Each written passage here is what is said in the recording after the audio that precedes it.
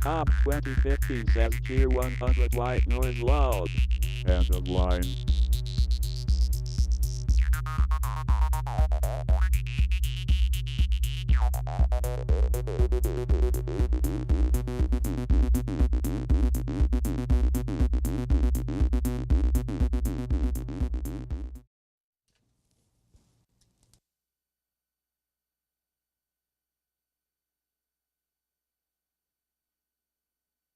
I don't know why it's black screen there. It's just not getting the mic to work or camera to work. And also, that was the Sennheiser mic's change camera. Oh my gosh, it really wants to drive me crazy here. I'm live. Look, here, I'll throw some garbage. Look, we're live. There's one of them. Okay. Why, camera? Here, I can switch to this one. Look. It's right there. Video. Hi. This cable is taking the video over to that thing, but it's not working. Okay.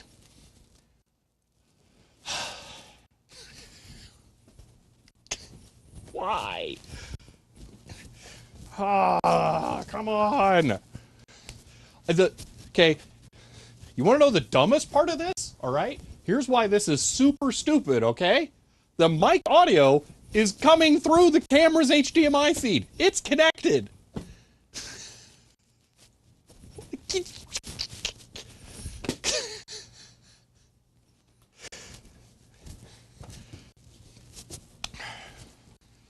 How is this not working? Yeah, I'm going to turn the camera off and on again. Well, I mean, even that doesn't make sense. It's clearly outputting video. Maybe I can turn this monitor off and on.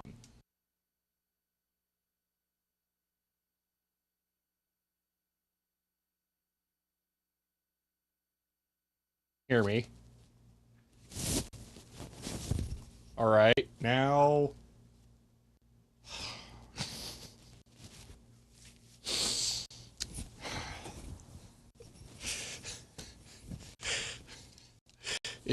It's not getting better.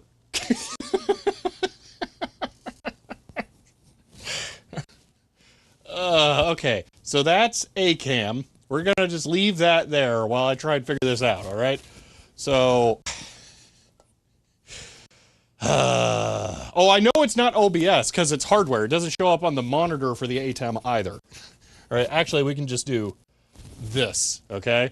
So, well, now it's the one that's under here. I'll do it that way. Okay, so the big one is what should be the main camera there. So I'm going to go try and fix that, I guess.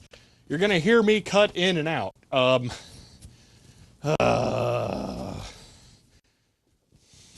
You know, actually, could it somehow... No, it can't be the ATEM. You know, maybe I'll restart the ATEM. I'll restart the ATEM. We'll see what happens.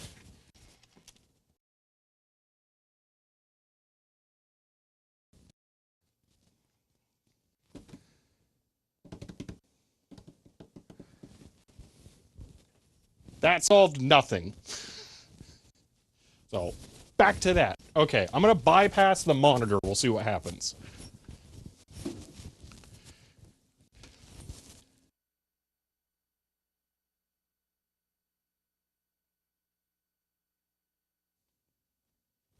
Okay. I can't bypass that, because then we won't get audio.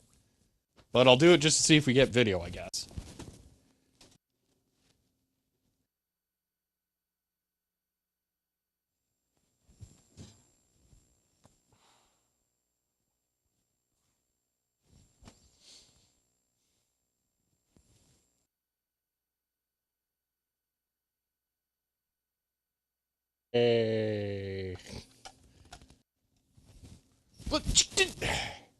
Fine. Fine, whatever. Have it your way, computer nonsense.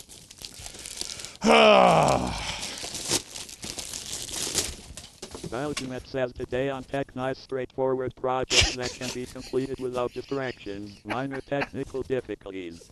We'll be right back after this CHER 100. End of line. Oh boy. Let me, I think I can get the monitor back. I would like to have that. Oh yeah, my mic's not actually tucked into my shirt or clipped on correctly. Let me fix that for you. Now you won't hear it rubbing against the fabric the whole stream. Yay!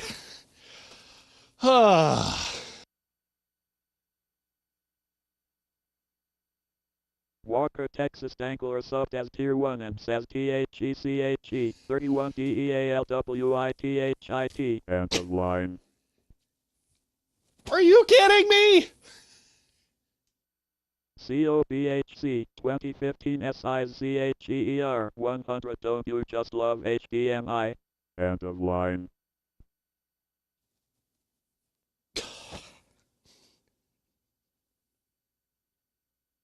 I like how this is blue, and that's acid trip. Wait, that's everything but blue, and that's blue. What? Fine. Generic Sweetener subbed as Tier 1 and says, "This was a triumph.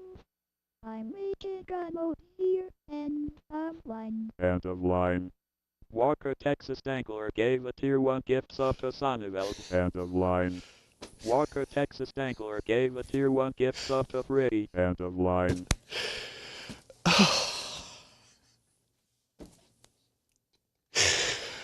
Okay. I have no idea what's going on. Maybe another 7-inch monitor is in my future. I don't know. Let me catch up here. David, thank you for the 100 bits. Gave a Tier 1 gift sub to Kaplan. End of line. Spauken gave a Tier 1 gift sub to Cracklup. End of line. Spauken gave a Tier 1 gift sub to Storm 934. End of line. David, thank you for the 100 bits at the end of the last stream. I didn't miss it. I saw it. Ben, thank you for the 100 bits there. Walker, Texas Dangler, thank you for the Tier 1 sub and for 17 months hanging around. Cobb, thank you for the 100 bits. COBHC 2015 gave a Tier 1 gift sub to AAMINE 456. End of line. COBHC 2015 gave a Tier 1 gift sub to Dank. End of line. COBHC 2015 gave a Tier 1 gift sub to WC4J. End of line. COBHC 2015 gave a Tier 1 gift sub to Snoddertest. End of line. COBHC 2015 gave a Tier 1 gift sub to Silklad. End of line. Okay, continuing. Generic Sweetener, thank you for the Tier 1 sub and for 24 months there.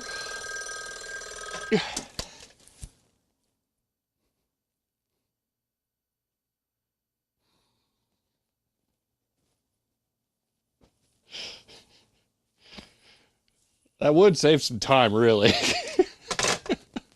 All right. Gave a Tier 1 gift sub to that Colin guy. End of line. Schneid gave a Tier 1 gift sub to Catalogris. End of line. Schneid gave a Tier 1 gift sub to Pataran. End of line.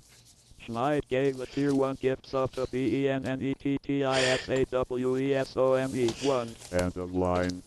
Schneid gave a Tier 1 gift sub to KENWARF04. End of line. Vitokanev gave a Tier 1 gift sub to my Halo. End of line. Okay, continuing. Where am I? This is where not having the scroll sucks. Okay. Walker, Texas Dankler, thank you for the 2 gifted subs. Spooky, thank you for the 3 gifted subs. Cobb, thank you for the 5 gifted subs.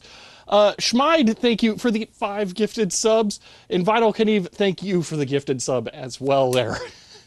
Okay. COBHC 2015 SIZCHER 100 chugga chugga chugga woo woo woo. End of line. Cobb, thank you for the 100 bits there. Okay. Oh, cool. And now we're better. Alrighty. So, wow, that was a lot of nonsense there at the beginning. Okay, 12 minutes is the new 10, yeah.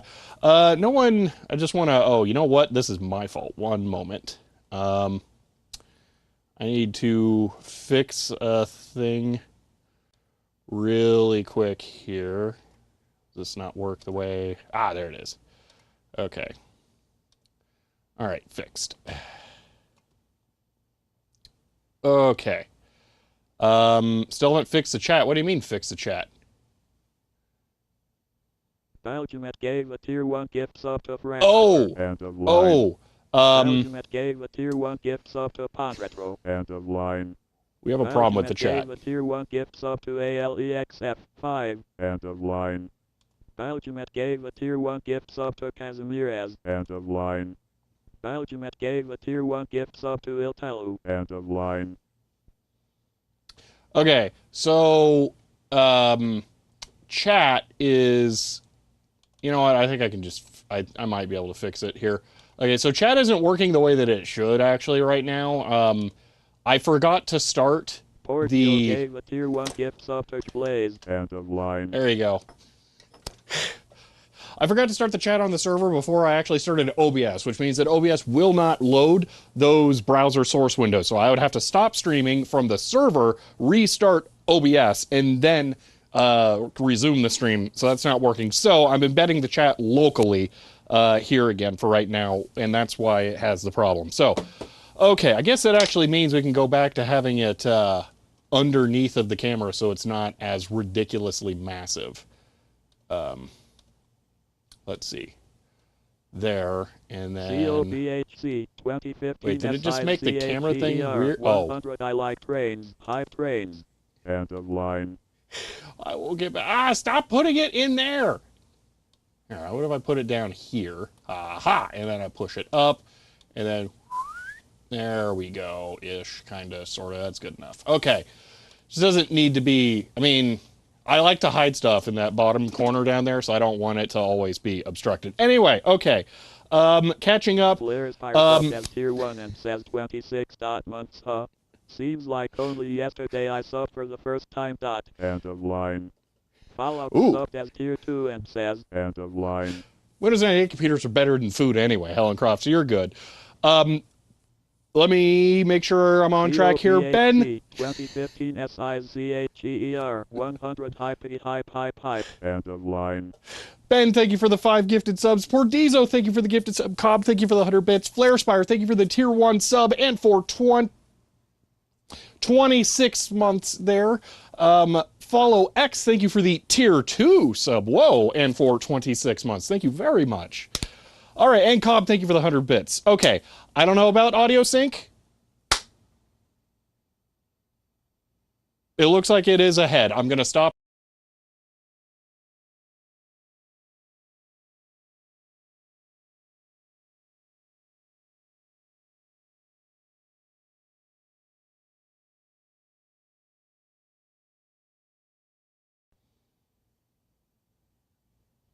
There we go. Okay.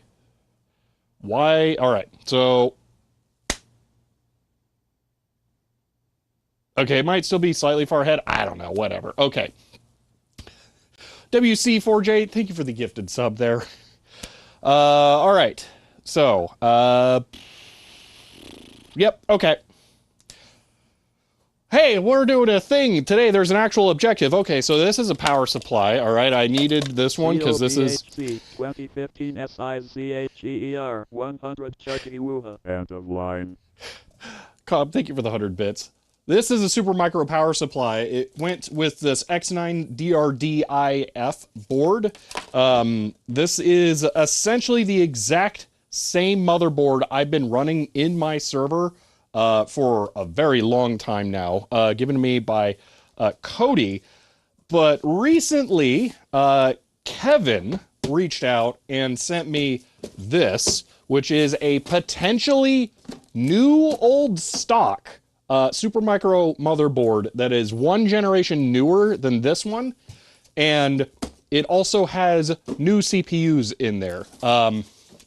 So we need I want to get this thing set up to replace this motherboard. Now, I don't actually have my server at home. CHER 300 chugga. End of line. Spooky, thank you for the... We do not approve of actual objectives around here. That we demand rigidly defined areas of aimless nonsense instead. CHER 100. End of line. Spooky, thank you for the 300 bits. And Ben, thank you for the 100 bits.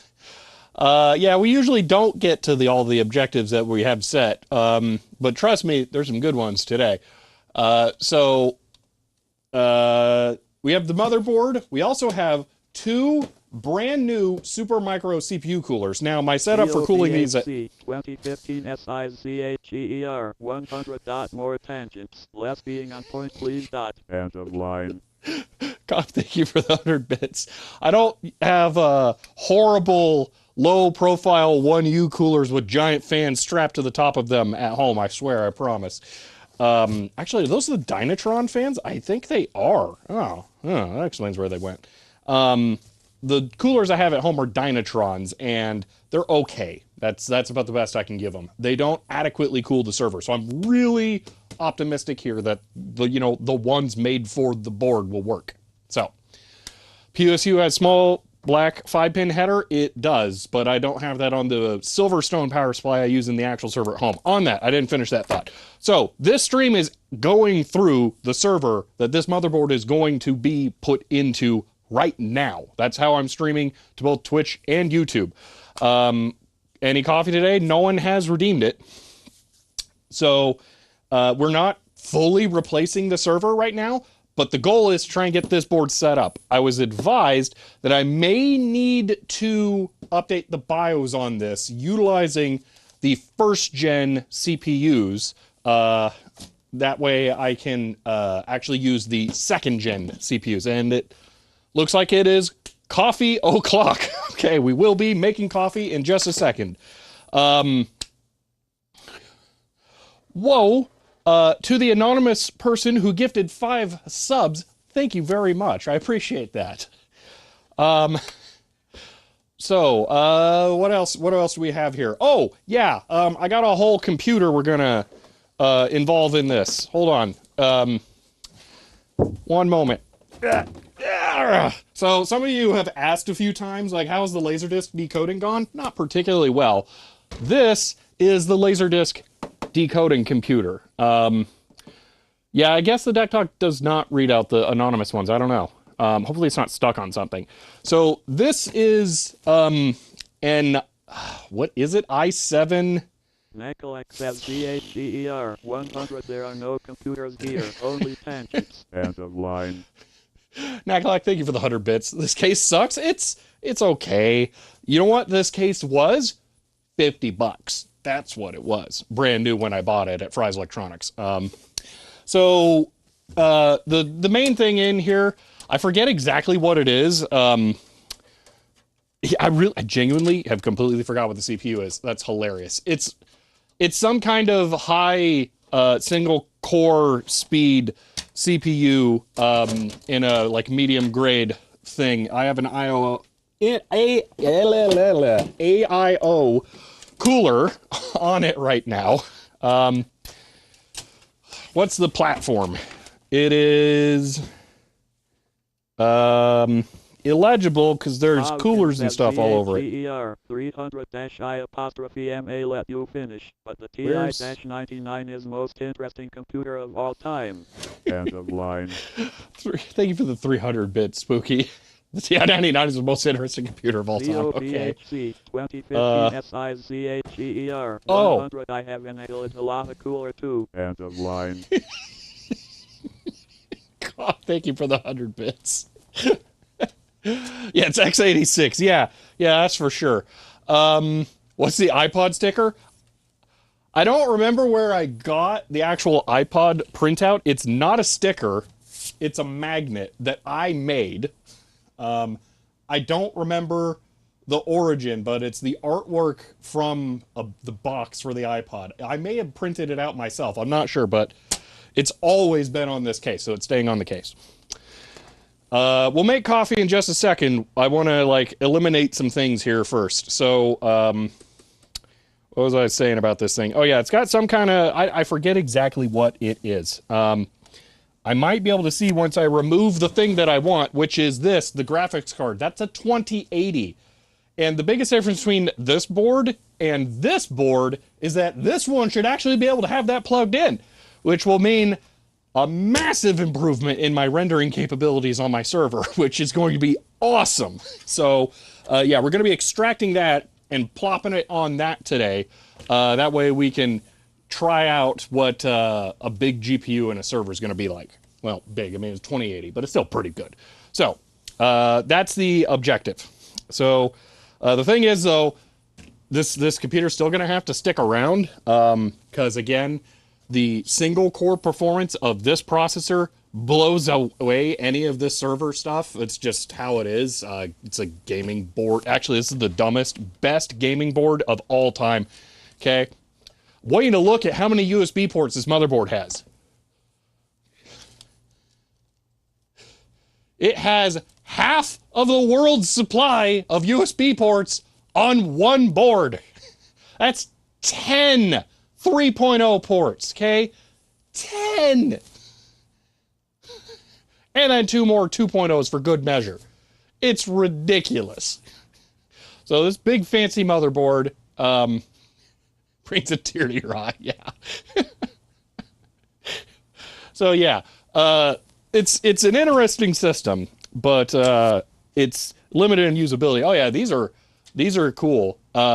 So this just plugs into an HDMI port. All it is the EDID chip in a little dongle. So I plug it into here, and boom, the computer thinks it has a monitor connected, and then I can remote desktop into it. Bingo. See, at full capacity, probably working USB 2.0 speed? Maybe. I don't know. Yeah, I believe there's 2 Wi-Fi connections and a Bluetooth. I don't know. Anyway, we'll get the 2080 out of here later. 2080 has a C port. No, actually, that's interesting. Why doesn't it? Huh. Yeah, that's strange. Does that mean I've given up on LDD code? No, this CPU is going to be staying in here for this task. It just isn't going to have the big GPU in here anymore. My intention was to put a 10 gig NIC in here and then use this as the render server because it had the beefier GPU, but now I don't need to do that. So what I will have happen, and I need to set this up, between the many core server and the single core server, I need to set up a job system where one can like dump a shell script and then that'll run on the other one. So basically what I need to have happen is I need to have this server have all of the files, have this one have a network share to the files on that one, then have this one drop a script into a folder that cron on this will pick up, run it, which will run all of the decode for the LD, the Laserdisc stuff, and then it will save the data back onto this. So this will have no local storage. It has one NVMe drive that's kind of weird. It doesn't have any local storage beyond the operating system. So that's kind of the intention. So this has also actually doubled as a Factorio server at one point, but that's a different story just because single core performance is important there as well for games. So anyway, we'll be pulling the 2080 out of there, but it doesn't need to be in here because the final steps of the Laserdisc process work fine on this server. It's just the main big bulky decode ones. So Diego, none of my computers that actually do work have Windows on them. So, coffee. Let's do some coffee. All right. Decode doesn't need GPU. Decode cannot use GPU. No. It is pure CPU. All right. I'm going to be smart this time, and I'm just going to put water directly into the reservoir instead of pouring it with my cup all weirdly. So I'll be right back.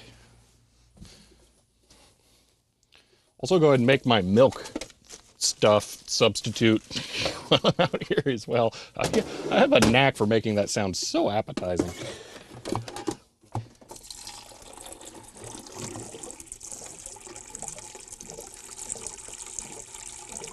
And I think I know where I want the fill to be done to now. So that'll work. I kind of really want water right now, though. I may just have some water while this brews. All right. You know what? This is too many things. I'm going to go put this back on the coffee maker right now. We're still figuring out the flow of the coffee stuff. I don't know. We'll come up with solutions for all of this eventually. I still want to put it back there, but I got work to do to make that happen. Okay. I'm learning. I need to make my fake milk stronger. That feels like way too much, but we'll see. It'll be funny as if I run out of this stuff before I run out of the coffee. Actually, that's probably going to happen. Then I'm going to have to buy more dehydrated milk. Ugh. That was not an objective I had.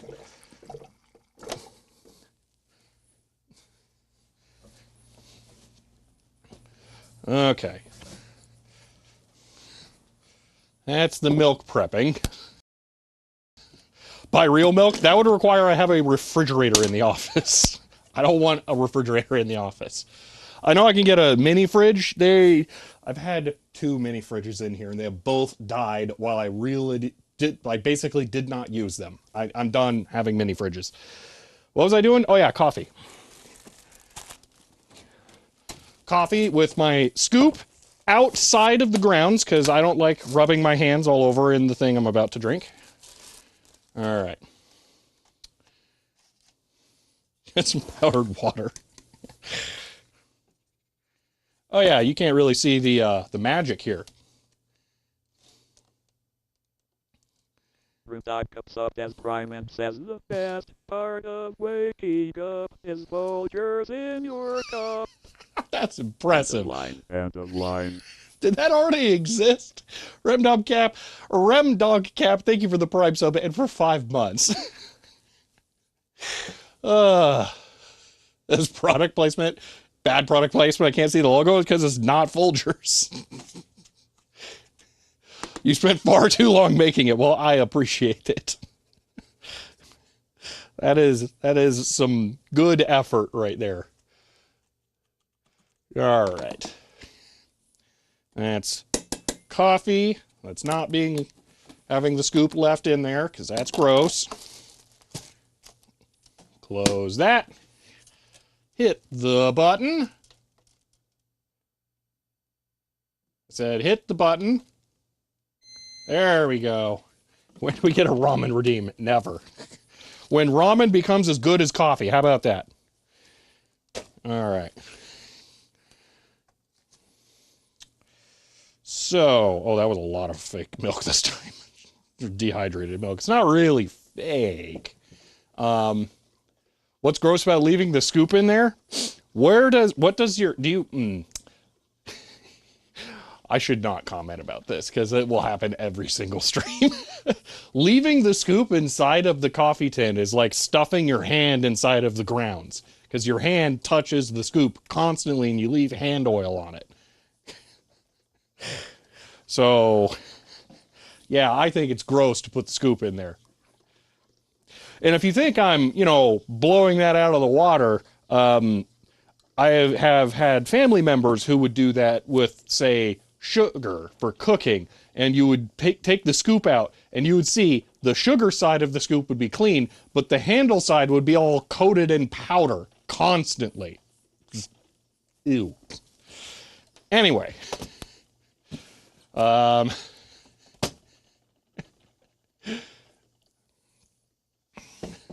Oh yeah, the thing I was so excited about while we were having audio issues that I found on that board was my button. It's a tack switch that you put on the header, and then you can just press this to turn on the computer. Really nice. All right. I think we can start now. So, here's how we're handling this today, okay?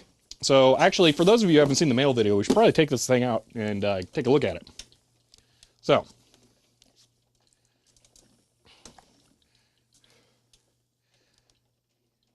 let's see, at that level of annoyance, just having it open while in the vicinity of you speaking is breathing to a similar degree?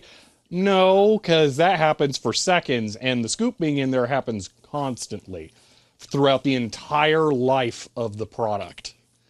Anyway, is it new or new old?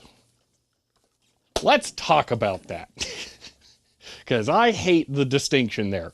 So it may be unused, but I don't know for certain. But let's just say that it's unused. It's new. All right. When you go to the store and you buy a thing that's sitting on the shelf, that was not made seconds before you got there. It has existed before you saw it. Time has passed for it. Now, the difference between whether you saw it at the store it was originally sold or maybe on eBay 20 years later, there's no difference to you. It did not exist for you until that moment in time. If it has never been used, then it's never been used. It is new. A car with 0 miles, well, you know, it's like less than 20 miles or something that usually dealerships have. A car that's new, sold in January, is the exact same thing as a car that was made in January but sold in December a whole year later. It's still a new car. So there's no distinction to me. So if this has not been used, it is brand new as far as I'm concerned. So anyway, that's my rant there. Because I hate the phrase new to me. That's basically what it is. Because then there's too many distinctions that people try and make. I hate them. So, all right. So let's go through what we have in here. So we have RAM. So we can get this thing set up. And then we have the absolute magic here that is two E5 2690 V2s. So these are debatably the best processor you can put in this motherboard, I believe.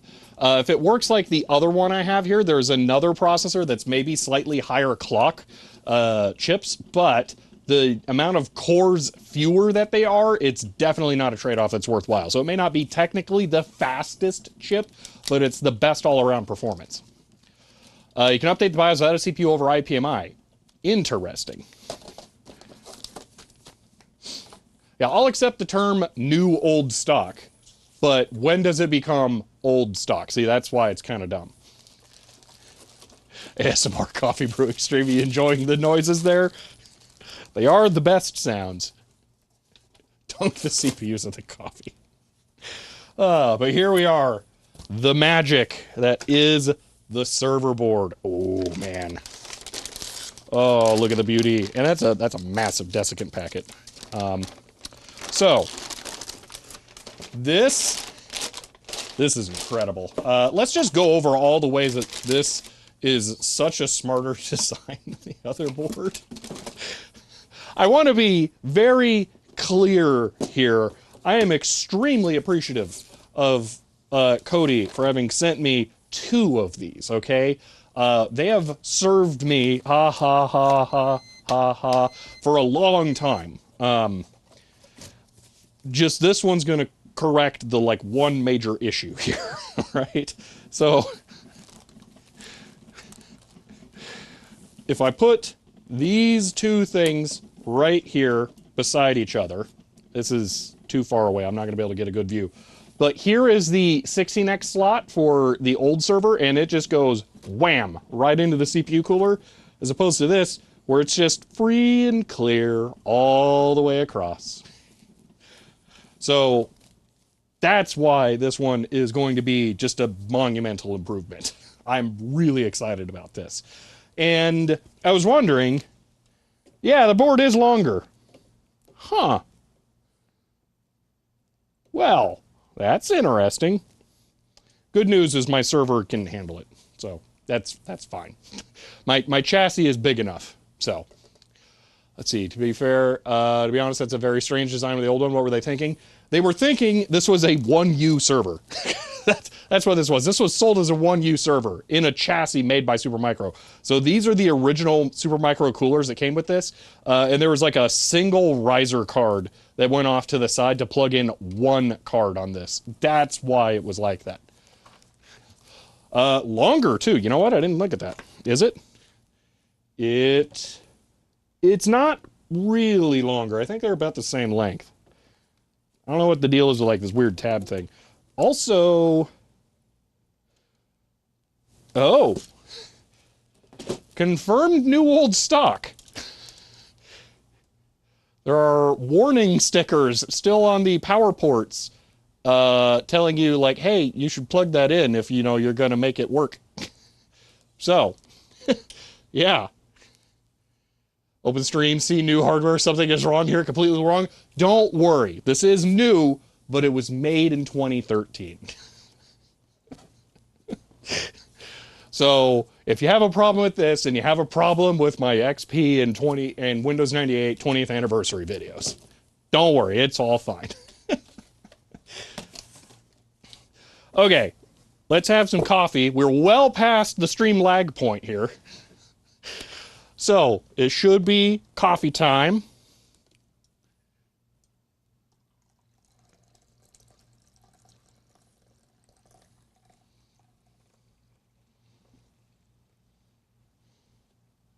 Oh my gosh, I nailed the amount of water to use. Yeah.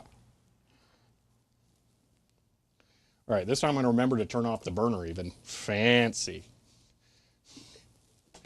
All right. Let's see.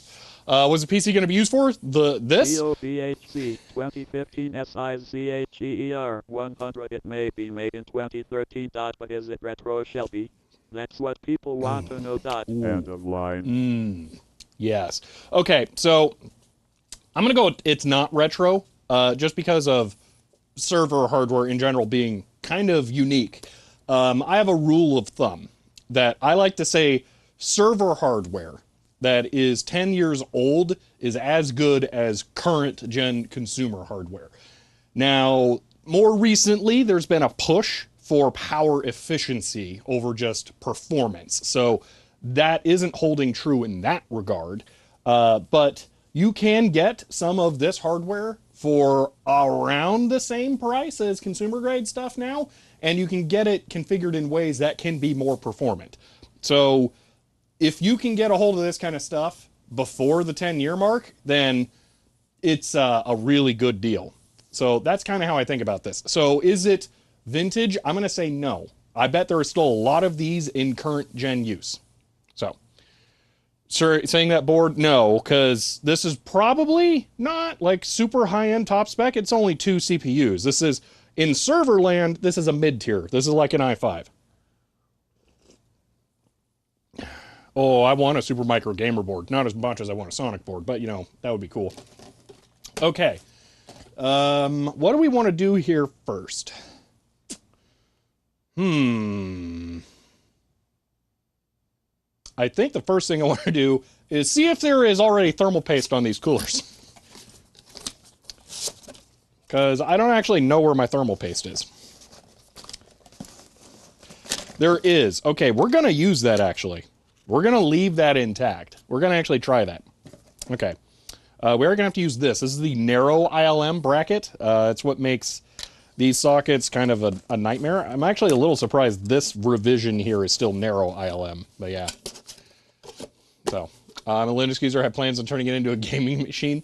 So, in a way, yes. I've come to love Steam Link. Or Steam Remote Play. And throwing a 2080 in there, it's going to make that real nice. Oh yeah, I didn't finish the thoughts though. Why? What am I going to use this for? What is this computer good for? So let me give you an example of what I was doing last night. All right. Yesterday, before stream, I actually recorded a Patreon, YouTube membership, and technically all the subscribers here, supporter update about what stuff's going on in the background. And I was in the middle of editing a video that I'm actually going to release probably to supporters tomorrow or something, maybe later today. I haven't decided yet, but I was editing a video at the same time. So I finished working on the supporter video and I needed to render it. So what I did is I kicked the rendering job off to my server, which is running a copy of my video editing software. Then I was able to continue editing on the computer that I was already working on a different project. So I was simultaneously doing 2 things at once by utilizing the server for that. Now the server also has cron jobs running that I can flag projects as done and will automatically recompress all of my video files into a what's the best way of phrasing this, into a better archival storage format. I'm technically trading quality for it, but the BRAW files that my cameras record in are more designed for editing performance than they are for long-term storage. So you can compress them and retain a lot of the quality, but make it more difficult to edit because it has to be decompressed on the fly. Anyway, so there are a lot of uses that I get out of this. It's general storage for all my video stuff. It renders, it does backups automatically. I chuck all sorts of random workloads on it. So yeah, I use the server a lot. So people tend to forget consumer grade hardware isn't meant to be running 24/7, fail much faster. That too, I've had pretty good luck with that, but I've mostly been running actual server hardware.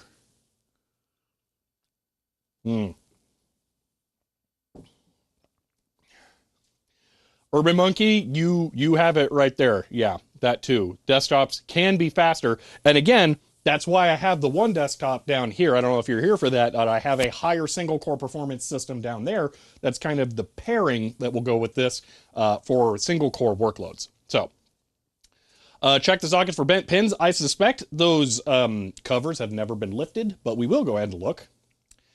So, okay. Let me drink some coffee. Are we really 40 minutes into this? The only thing we've accomplished is made coffee? It seems like a Tech Tangent stream to me. Let's try to actually accomplish something.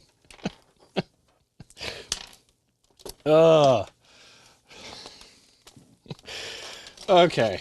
I need my actual laptop and kind of try to form a plan here.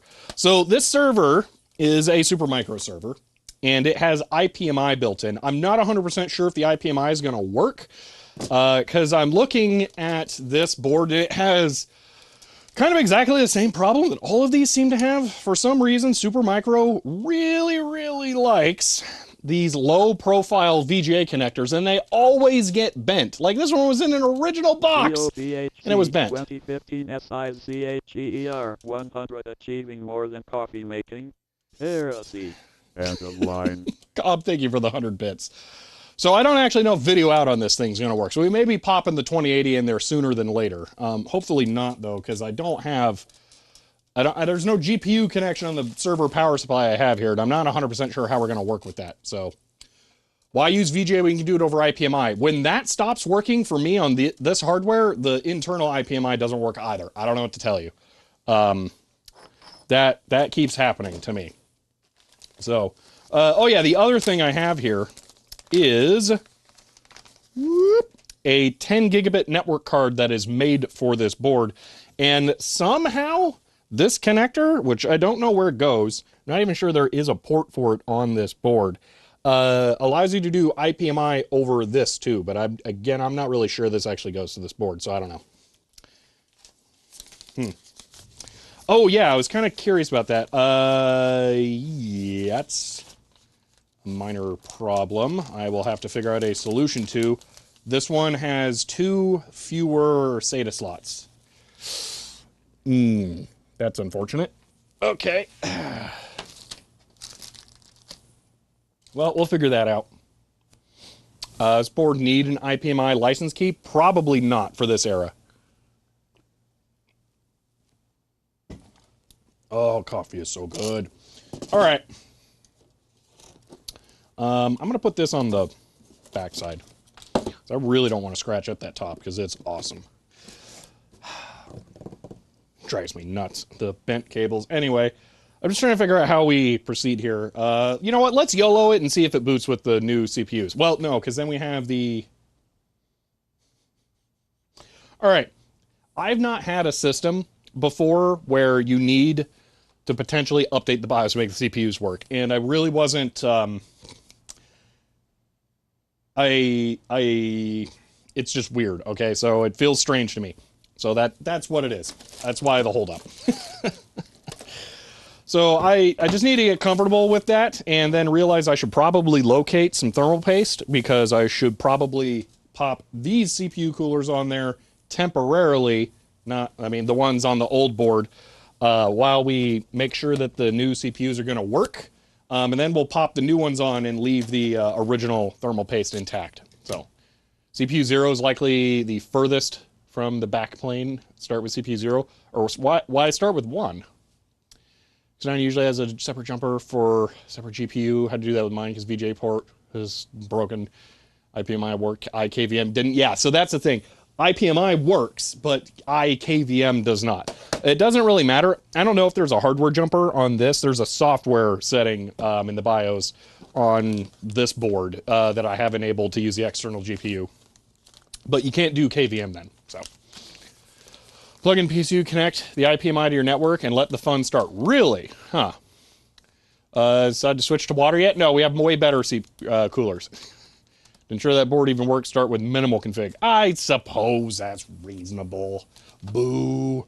All right. So Hellencroft's saying no CPUs. I've never done that before, and I don't think there's any harm in trying that, so I'm kind of curious too. So let's go ahead and try that. See if this power supply will work. I actually don't think it will reach, so I'm gonna have to do a little modification here. Should work like that. Server ports are great. Well, I haven't messed around with it too much because I immediately put them into service and then didn't want to rock the boat. That one's just been kind of a cold spare. All right. I need to have these cables reach farther over, so I'm going to have to cut this.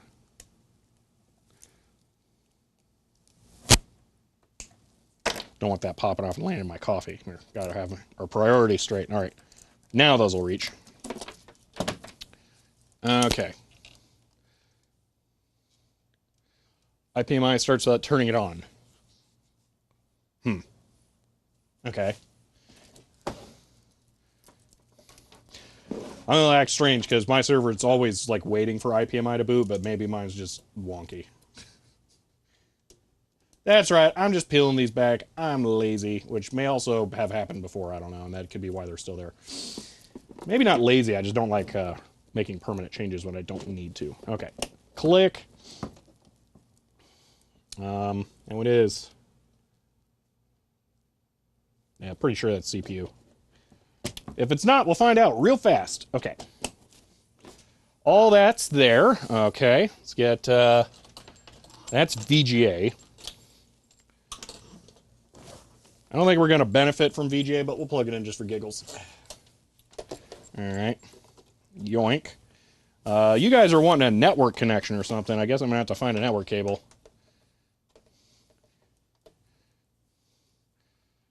Yeah, the big PC waits for the small one? Yeah. Do I need RAM in there right now? All right, do I have a power cable on here? I do for the coffee maker. I need to go get an IECC 13 connector. I think that's one right there. Yoink. Okay. You need nothing. Man, this is wild. Okay, I'm kind of curious about this. I'm gonna unplug the coffee maker. Clock's not wrong, it's just off now. Haha.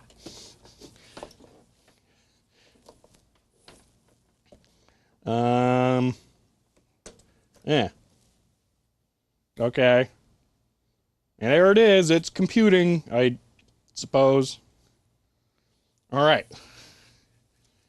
Well, it didn't explode, so that's good.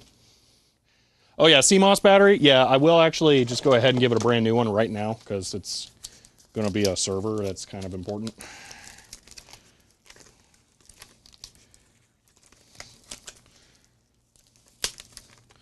I will be smart. I'll unplug it first. Boop. Okay. So, brand new battery. Ah. Yoink. Okay, it even says, like, don't feed it to a baby on it. With babies, we don't give them anything good now. All right. You're looking for a blinky light.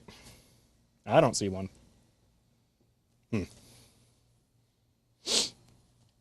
Taste test? No. I'm about as interested in tasting a modern CR2032 as I am a Nintendo Switch cartridge.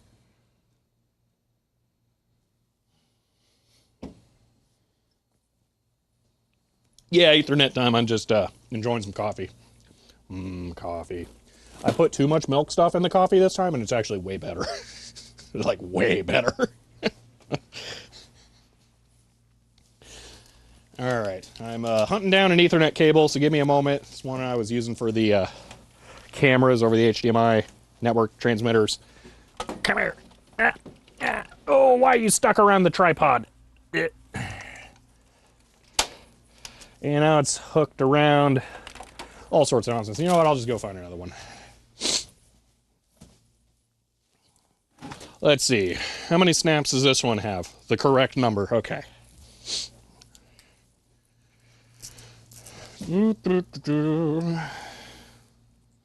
Let's see. What cat value is this? 6? I literally don't believe that. Plug.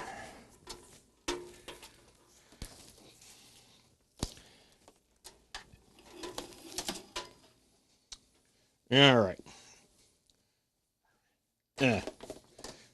What now? You see a blinking light. That makes one of us. And, oh, there it is. Hey, look, it's a light. Plug. All right. Right now, boot. Start rendering videos.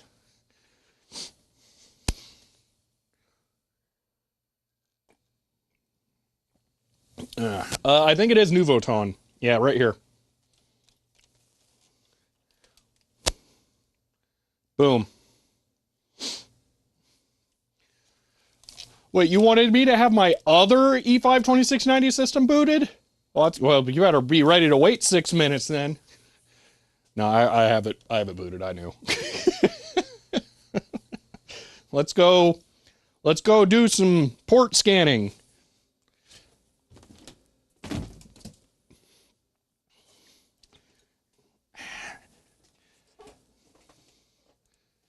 All right. Oh, I didn't bring the chat over here, or what you call it. Oh, Firefox is doing the thing again. Thanks, Firefox. You're my favorite. Okay, well, let me push the camera change button. Hello again. Click and click. Okay. I just realized the direction of the things went wrong. Okay.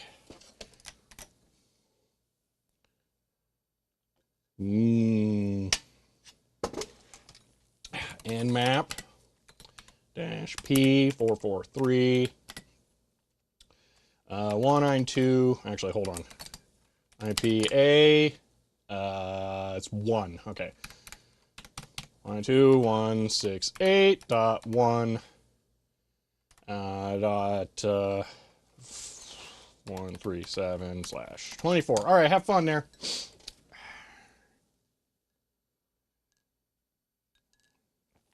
Why do I have so many things hosting?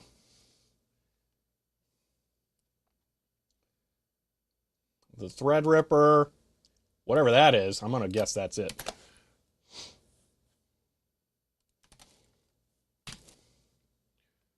Boom! Nailed it. All right. Okay, let's type in the super secret logins. I know the password.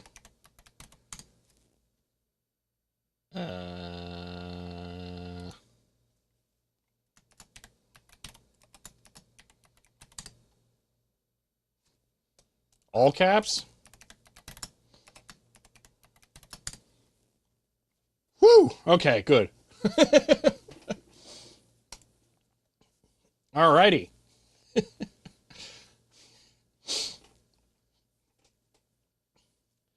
So, yep, that looks like a server to me. Well, that was fun.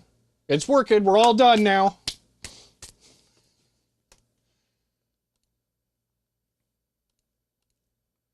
Firmware update, huh? Oh my gosh, I could totally update the firmware right here. That's insane. I need one moment. I need to blow my nose, but whoa, this is going to be hilarious.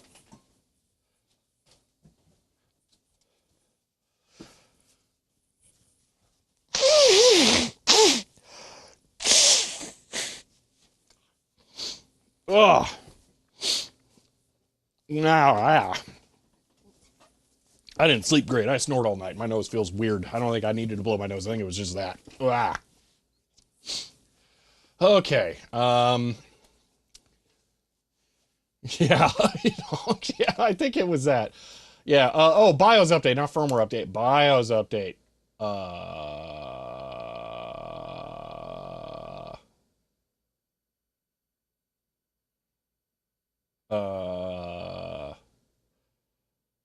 uh, um, what's the MAC address?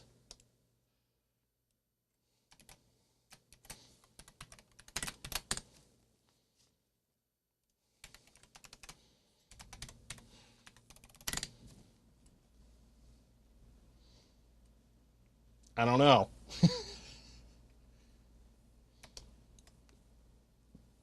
No, the box isn't actually for that board. There was no paperwork. You would know. You wouldn't buy her to BIOS. Yeah, really. All right. Trying to copy. Close enough. So my chat viewer is kind of dumb. Oh, wait, it's on the info page.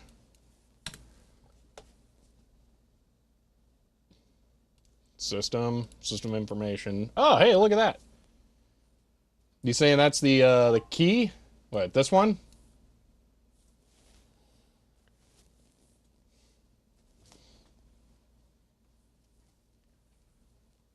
Want me to pop that in as the license and see what happens? Maintenance, BIOS update. All right, 0C, C4, 7A, 1B, EB, 5, 6. Go. Okay, well, that was fun.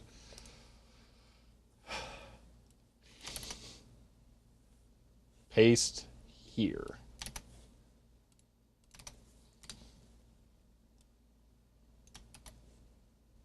What? I didn't have to paste it. Unless this is like some kind of fancy pants one. I didn't give it anything unless it read from my, what you call it? Clipboard. That's it. Words. Okay, hold on here.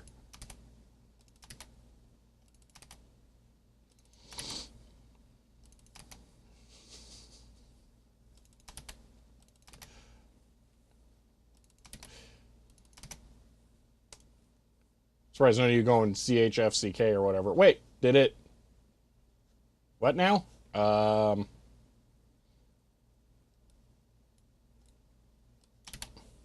This one? That's not it. It's really hard to copy text from my custom chat thing. Oh, okay, here we go.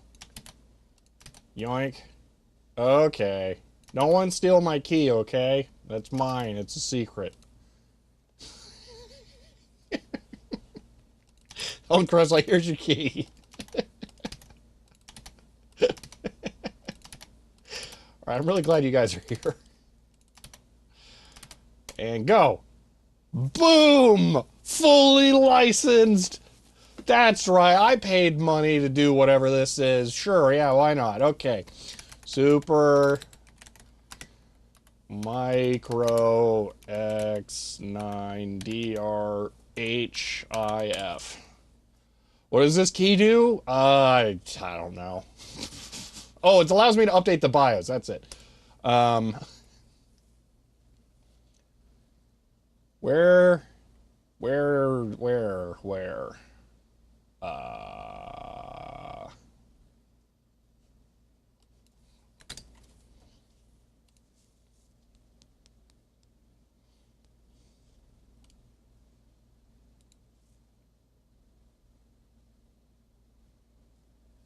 What? Okay, home. You have under support, you have a category just called support. Okay. Services, I don't think I want that. Technical resources. Now, I feel like it's not going to be technical resources, even though that's the one I want to click. So we're going to go with support. Nope. And now their stupid cookie bar is blocking the ability to click other things. And of course, clicking that dismissed the menu. We're going to click this, download. Okay. Model name X9DRHIF.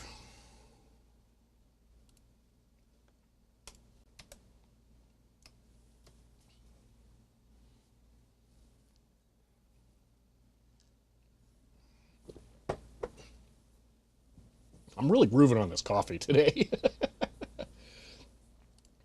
All right, let's download some BIOS. All right. Zip contains nonsense. You use stuff to do the thing. Okay. Do not download, upgrade the BIOS unless your thing has a BIOS-related firmware issue. Yeah, the firmware issues is old. All right. No events. Supermicro be liable for any of that stuff. Sure, yeah, why not? Yeah, I want to continue as a guest. Sure, I read words.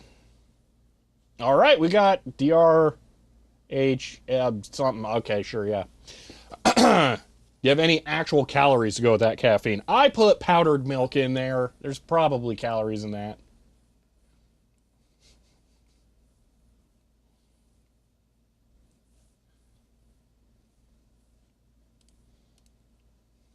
So for those of you who aren't familiar with this kind of thing while this goes, one of the things you can do here is when you have the machine running and you use the internal VGA instead of using a an external GPU like I'm going to. And by external, I just mean in a PCI slot. When you have a desktop running, it will show the GUI here, all right? And then you go into remote control, and then you can do actual remote KVM of the machine through the ipmi. You can directly control it. It's really cool, but unfortunately it never works for me because I have a GPU in there so that I can render, and the GUI must be loaded on that GPU because DaVinci Resolve's kind of dumb. Or is that true? I think it has to be. I might be wrong. Mount ISOs, install the OS from. Yeah, I was wondering about that. How big can it be? It's a CD-ROM image, but what's the file size limit here? Maximum? That's DVD. Bro, that's way bigger than a CD. I mean, Dreamcast wish their Gigadisc was that big. Come on. All right. Yeah, wet. I've never gotten it to work, actually, because of that. I think maybe one time. Oh, the BIOS download finished. Okay. It went somewhere. Alrighty. Extract, auto-detect, subfolder. And there we go. This is one BIOS. Alright. Alright, so what's the current BIOS version? That would probably be useful information to have. System, info. Will it actually be able to tell me the BIOS here? Have the ISO saved on Samba? Samba share and point to it. That's ridiculously fancy. That's insane. Yeah, excuse me. I figured it was a 713 file. I don't know how you see the BIOS. Maybe it's here. Update BIOS. It does not say. Device is now in BIOS update mode. Sure, yeah, why not? Downloads. Please don't be a virus. There's no reason for it to be, but, you know, it'd be kind of funny if it was. All right, here we go. Update. It's a fancy motherboard. That's server hardware. I think I managed it once, so I figured out it didn't work when using PCIe GPU. That's hilarious. All right. Existing date, new date. Wait, what? So is it the same rev, but compiled 2 years later? I'm confused.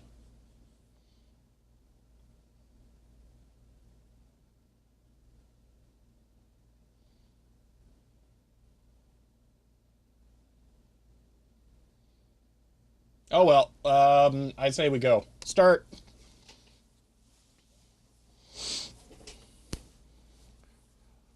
Probably just Spectre mitigations. I regret flashing that.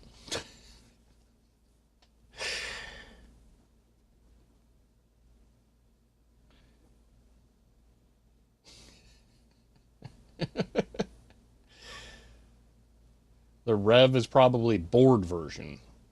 Oh, maybe? Power off then? Yeah. All right, what else are we doing? Oh yeah, you guys wanted like an operating system or something, didn't you? Here's what I'm thinking, okay? This is gonna be a little weird, all right? I've been kind of wanting to check this out for a while. I'm thinking about putting KDE Neon on there today, all right? I have never used KDE Neon, but I'm thinking this is gonna be my next major desktop operating system. It's basically just Ubuntu, but from KDE. There is no difference between this and Kubuntu as far as I'm aware. I don't know why it exists, but I'm kind of curious. I've been meaning to switch to it for a while, but yeah, I don't know. We'll see. First time using Plasma 6? It would be, yeah. Find a proper ROM monitor, send your application code over as hex breakers, yeah. Oh, it uses Plasma 5. Ah, okay.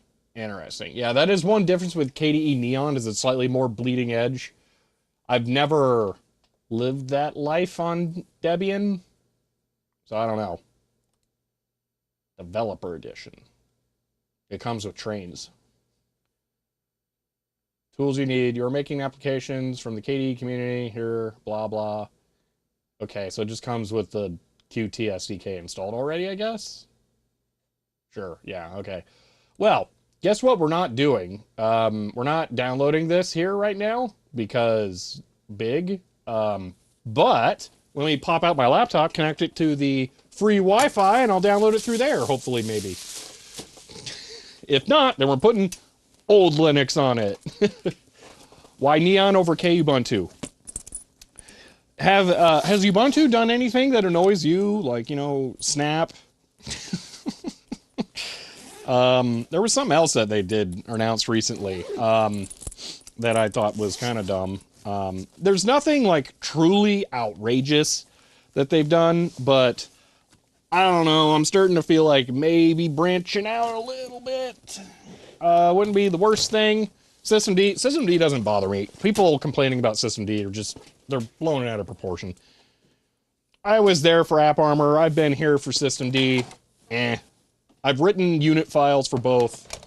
Systemd is actually a lot easier. Like, Systemd, if you guys actually write your own system files, okay, for launching services in the background, Systemd blows the pants out of initd, all right? It's not even close. Systemd is awesome as far as the actual ability to use the stuff, all right?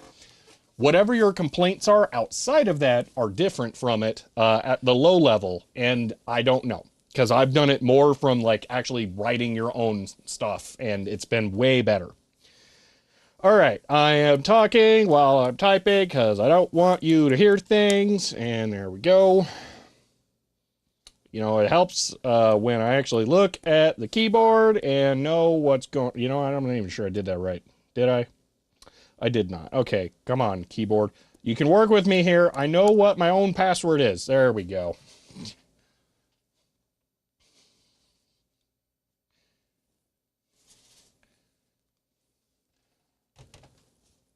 There is one difference between Systemd unit files and initd scripts that I miss as far as initd scripts. So you know how on Systemd you have start, restart, status, and all that stuff? Those are hard built in to the Systemd backend, all right? Initd had the ability for you to name functions in your script files, and then you could call those as part of the syscontrol command. So one of the things that I would do is create a Minecraft server that ran in screen, and with initd, you could have your own custom function that I would call console, and that would attach to the screen service through the system control command, and then I could just view the console, like kick someone, restart the server, whatever. So you know, that was cool. But that's about the only thing that I miss. And you know what? I can live without that. There's other ways of doing those kinds of things. So, all right, this is connected to free Wi-Fi. All right, I'm going to download KDE Neon, maybe. I'm so about it because sometimes I connect and it works great. Sometimes I connect and it runs at 5 kilobits per second. There's a reason we're not using it. Also, I'm going to be a weirdo. I'm going to install Neon with Xorg. Oh yeah, is BIOS done? I don't know. Let's find out. BIOS update complete. Do you decide to power on system? Okay, cancel. I know where Supermicro is based. This feels like it's based where it's based. Okay.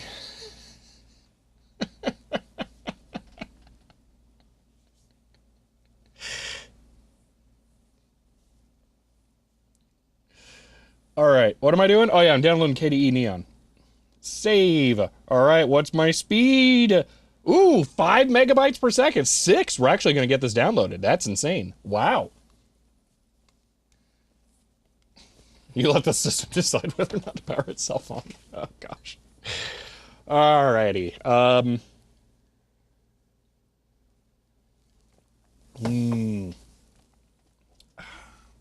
All right. We're rocking hard tonight. What would probably cause sad server board noises to be booted up with anything. Force, yeah, 56K. Yeah, we're still rocking. Okay. So, 6, that's almost 10. Hey, it beats blowing. It's 2.7 gigs to download KDE Neon, okay? That's almost a stream. Like 1 stream's worth of data at the bitrate. So that would be a lot to consume. Yeah, the firmware is probably not up to date. The reason that I needed to update the BIOS was to make sure that it's going to be compatible with the CPUs that I'm installing. So I had to update the BIOS. See, it literally won't do anything, no CPU start. Yeah, no, there is do I have the I do. Let's see if this works.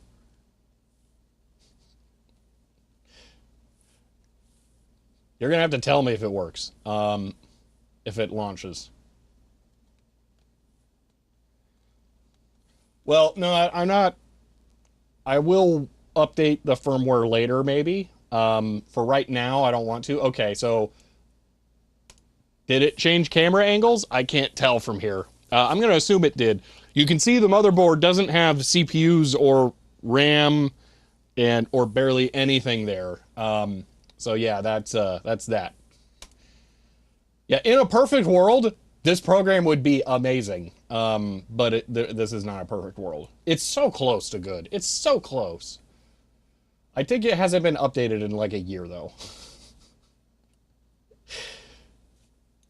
If I remember right, it messes up on all this stuff over here. That watch battery still good? The one that I put in there, oh, I just put that in there, Paul Guy, brand new. We got 4 minutes left on the download. Should we code better one? I mean, if you want to, I don't want to. It's all over the network. It's TCP based. Let's see, ATEM, switcher, Linux. Let's see, when was the last time it updated?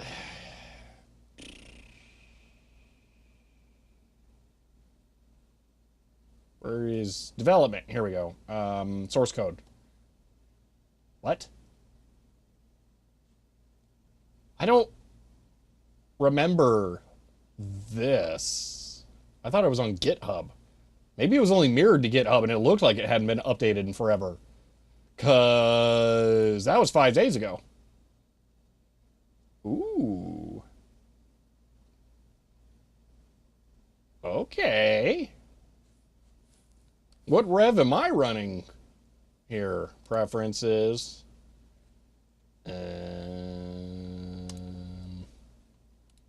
Why do I not have... there no software info?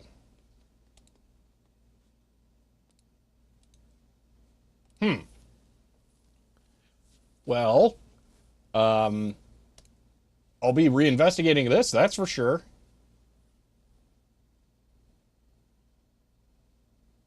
This plus the Dell tablet that I was sent would be incredible with Linux. Okay. Yeah, we're gonna have to. We're bookmarking this. Oh, we're coming back to that. That's a project right there. Okay. Yeah, I know command line dash dash version. I don't know what the program's called. I mean, I guess I could probably, let's see, edit application. Let's points to copy, cancel, Vim. So it's called, it's a flat pack. Never mind. Nope, I'm out. I don't care. I don't care enough. We'll compile it from source. I don't want to know. Flat packs, disgusting. We're waiting on KDE Neon to download. It's less than 2 minutes, by the way. All right, sensor readings. Everything looks fine to me.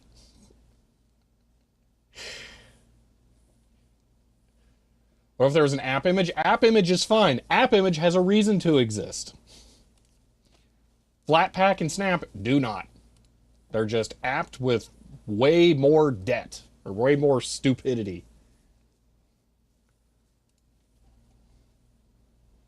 We're going to put in the CPUs in a moment. I'm going to copy over the, whatchamacallit, ISO here.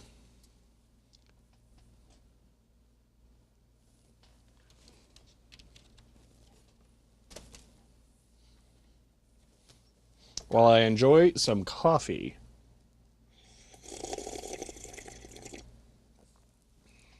Also, Yemtex, I didn't see your message before. I have no idea how much power it'll use. It's not energy efficient, I can tell you that. It's an X9 DRHIF, but if you want power efficient, no. It's not, this is not the answer. I can guarantee you that. In a weird roundabout way, I've actually come to using this for what it should be used for. And I'm now running a bunch of Docker containers and random miscellaneous processes on it all the time. So I'm actually taking advantage of the many cores of this. If you want a low power server and just need to store files on it that you're not like doing high performance work with, just Raspberry Pi, an external USB hard drive. You really will do very well with that. Power consumption menu for work, so you plug the 5-pin header in. Fancy. Too bad that power supply is not going to be suitable in the long run. I don't remember how many watts it is, but it's not going to be enough.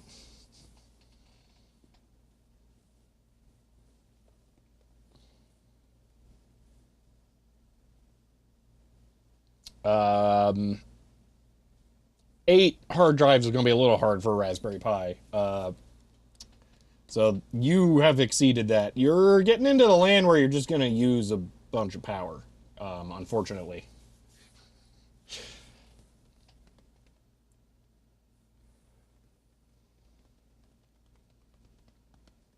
See, it tells you the actual ATS from the wall, logs, fancy graphs. That is cool. I wish my Silverstone power supply at home could work with that. Is there an adapter for a kilowatt where you can plug the kilowatt in front of the power supply and have that go in there? That'd be fancy. All right.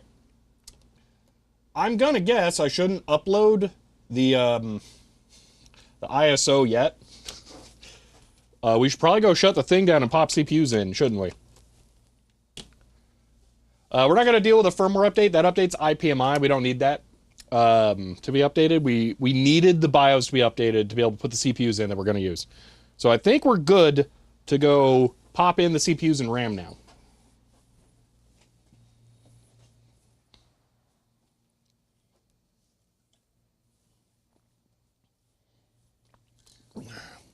I just killed off the coffee. I'm going to go rinse the cup.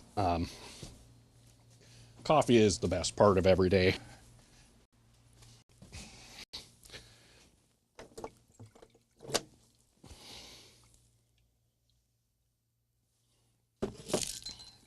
I really want some water, though, so I'm going to grab a water bottle here really quick.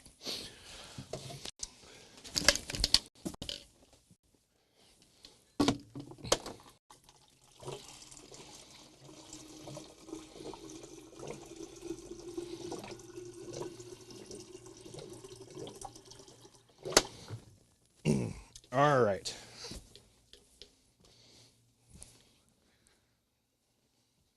I just noticed on the back of the bag for the dehydrated milk, it says it's fortified with vitamins A and D. I assume those mean arid and dry.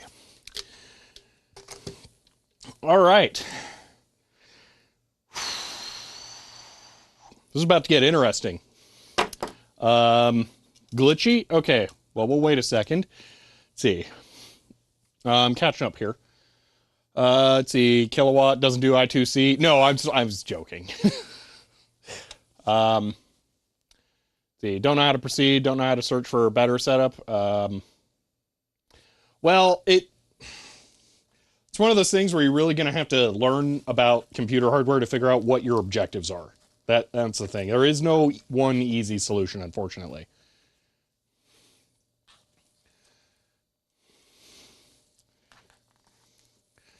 All right.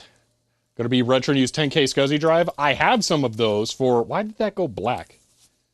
Why is the GoPro off? I have some for an HP DL380 G4. I'm not going to run an HP DL80 G4, though. That seems like a bad idea. I want to talk about power efficiency.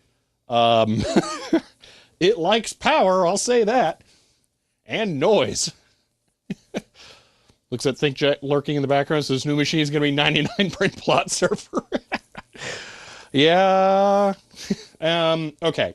Actually, the server never... Nope. The server generates the hard copy printouts. That's right. I download the printout information on the server and then put it together there. So, okay. Let's figure this out. By the way, this is the power supply. What's it rated for? 480 watts. Yeah, I have like 12 hard drives in my desktop or in my case. I have a GPU. So yeah, it's not going to be that for the big server. So yeah, the power header here does not matter, unfortunately, for me. So, all right. Says an 80 platinum. This is, but again, I can't use this. It doesn't, we get like 2 Molex connectors and 1 P4 connector. So yeah, I'm not going to be able to use this for like my actual server stuff, unfortunately. This is just because I know this will power this up right now. So, all right, we're going to put 1 CPU and some RAM in here.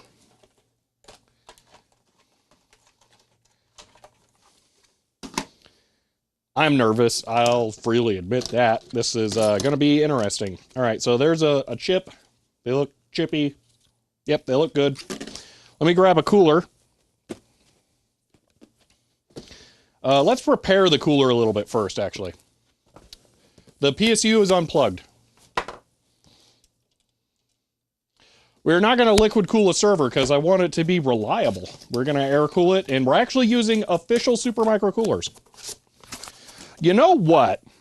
I'm going to do the thing I should actually do. Crazy.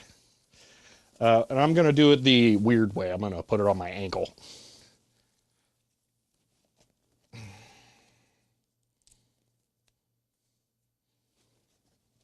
Nope, I'm not going to do that. I wanted to because I didn't want it dealing with my hand, but all right, I'll just put it on my arm. They're cool, loud in Arizona. Yes. All right. Yeah, probably for RAID. It's fine. It does have fewer SATA connectors, which kind of sucks because I use all of them. So, all right. Here is the cooler. And it's important I actually set this up first because we have several things that we need to do. I think we have to attach this up top somehow.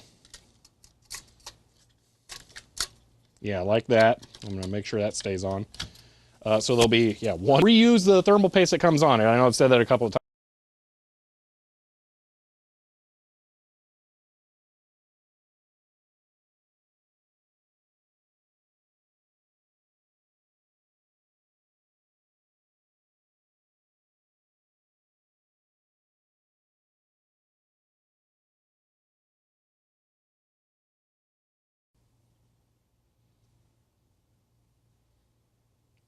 I'm not sure, but I think that was me. Sorry. I think I bumped the keyboard.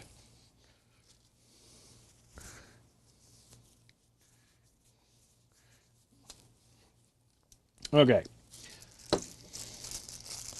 It feels wrong that there's only one fan on this cooler, but oh well. What are the chances it's going to be super loud? I don't know. It doesn't seem like it's going to be outrageously loud. All right, here we go. That feels cross-threaded. There we go. See, you have to leave the fan off, otherwise...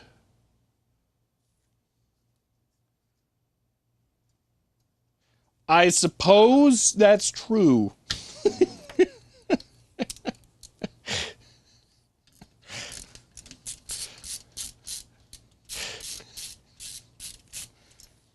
Okay, it's good test run, everybody. Good test run. That's all we were doing. We were just making sure that it fits. All right. You all passed the test, okay? You understood we were just checking it. All right. Now, this is the mount bracket that we need to use. So we have to change that out because these are narrow ILMs. So this is a little weird. This really limits the number of coolers you have available here. So we need to mount this onto here, which means I have to expose that for a little bit and not nick. Oh man, not nick the cooling surface with the screwdriver. Whew, okay, I got this. No problem.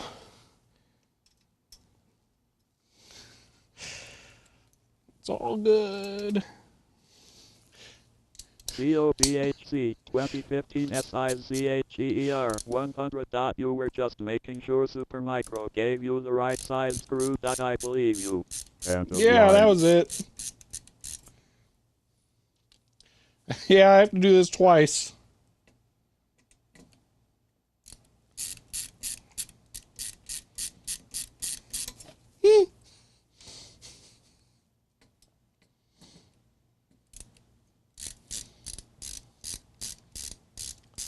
Why don't you want to mount the CPU before? What do you mean mount the CPU before? I still have to do this before it goes on no matter what.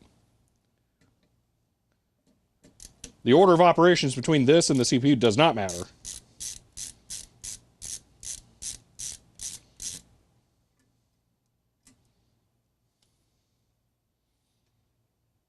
Okay.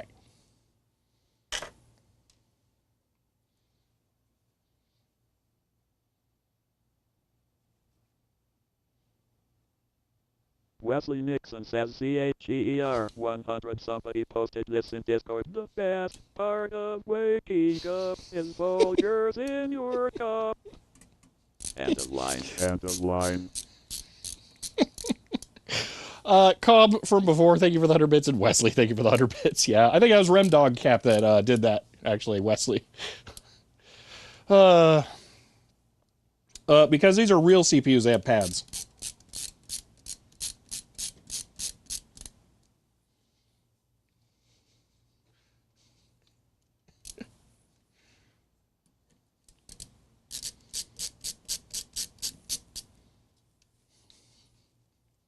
See, CPUs are only 120 watt. Such a small scratch won't matter. 500 watt IHS, let's be freaked out. Well, it's not the CPU, it's the cooler. I know, I'm probably overthinking it, but I just don't want to. Okay, actually torque them down.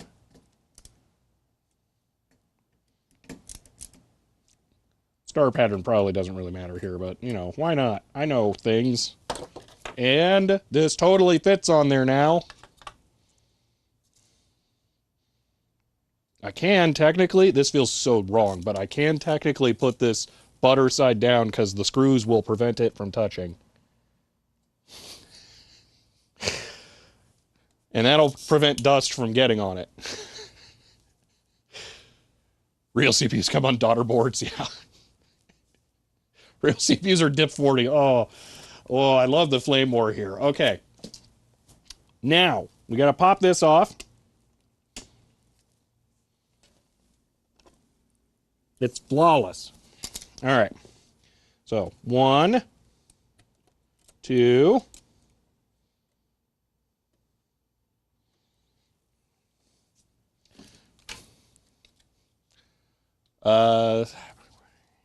See, make sure you install them so the air flows over the VRM fins.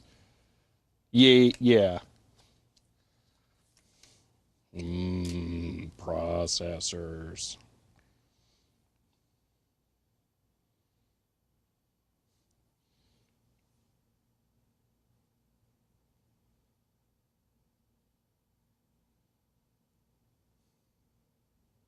There's no real solid indication which way these go.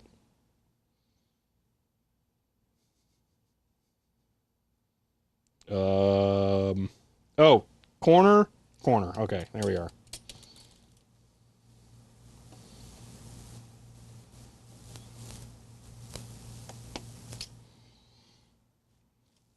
All right. Now, yeah, there is an arrow. I was just trying to figure it out. I'm used to looking at the detents, but they're mirrored. Now, Star picks up as tier 3 and says good afternoon. End of line. Now, as advised about a particular way of installing these, I'm pretty sure it's just both at once, right? I just want to double check. Or maybe this one, then this one? Because I just want to make sure I was advised. What does yes mean? Not labels 1 and 2? No, it's labeled as 1 and 1. It is not numbered. They are not numbered. I'm telling you, 1 and 1. I think it's both. I'm pretty sure it's both.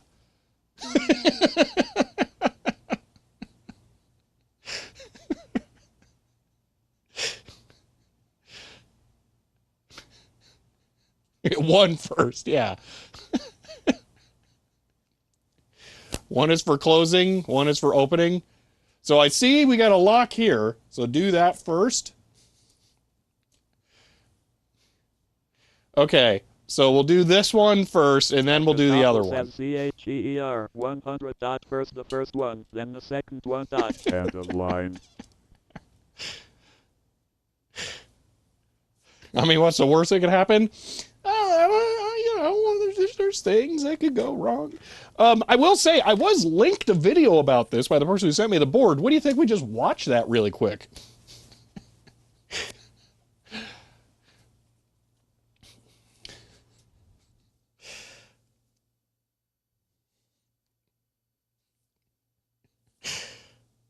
Just because they went to the effort of it and they sent me the board, I am going to watch the video, all right? They sent me the board, the worst thing I can do. And we could claim first try after that? Yes. We have made our speculations, okay? Pay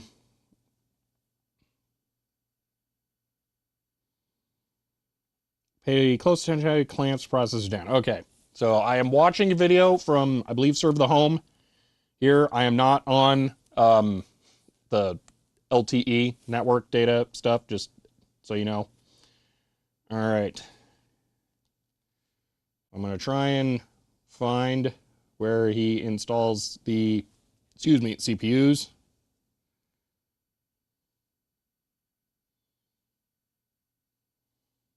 YouTube app is not being tremendously responsive. Oh, there we go. Wee, woo. Wait, oh, I thought I was almost there. Oh, no, I scrolled too far ahead. Now it's got to show me an ad. Thanks, YouTube. Seems as BHEER 100. Thank you for observing all safety precautions. Unit will self-destruct in 3, 2, 1. End of line. LP Seam, thank you for the 100 bits. You can't actually do the one. I know you can't do the one on the right first. I know. Yeah.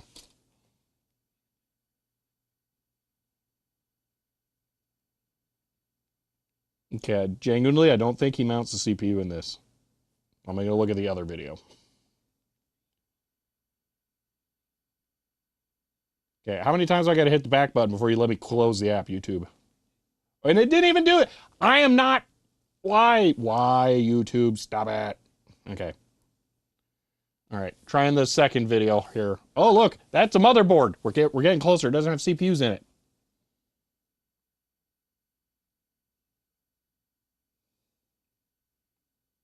I don't like that he has a $2 Harbor Freight multimeter.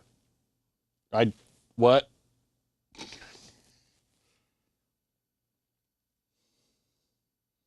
I mean, I'll grant, not everyone needs to spend like $400 on a Fluke 289 or 287 like I did.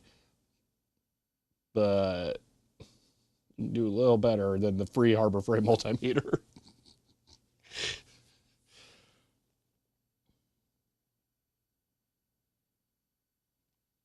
All right. Somewhere between here and like 30 seconds from here, all right, there will be a CPU installed.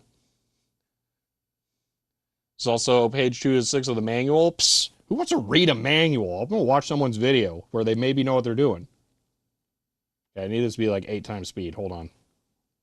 Speed 2x. All right, he's plugging in the VGA cable. An ipmi. All right, we're getting somewhere. Phone screen dirty. Oh, wait. CPU's being installed. Here we go. Okay. And left side, then right side. We nailed it. All right. Boom. Specifically connected to the free Wi-Fi, Wesley. Anyway, relish in the totally clean phone screen. Yes. Yes. Clean. Because, you know, I never touch it with my hands like you have to with a touch screen. Don't blame me for the dirty screen. Blame the entire industry for making touchscreen the only option. Okay. So. 1. Actually, you know what? Should I pop a drive in here and record this? He did them one at a time. He did left then right. 1 second here. Do I have my filter up here? Nope, I got a giant battery I should probably throw away. Wait, what's that? I got some filter. There we go. Bingo. Don't mind me just wiping off my lens filter with a shirt.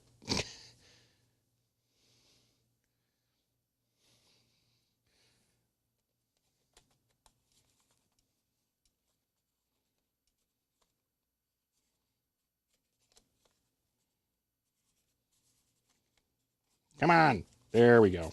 This is the magic filter. Don't worry. Is it weird we can see the pins below the CPU? Nah, that's totally normal. Don't worry. All right.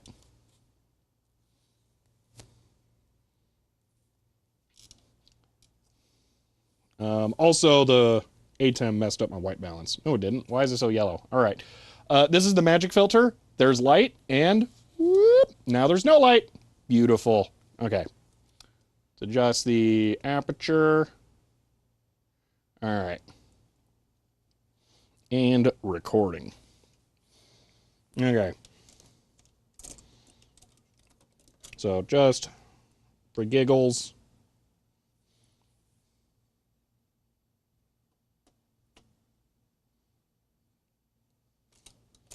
There we are. And we're going to do the lock side first. And then the other side. Bingo. All good.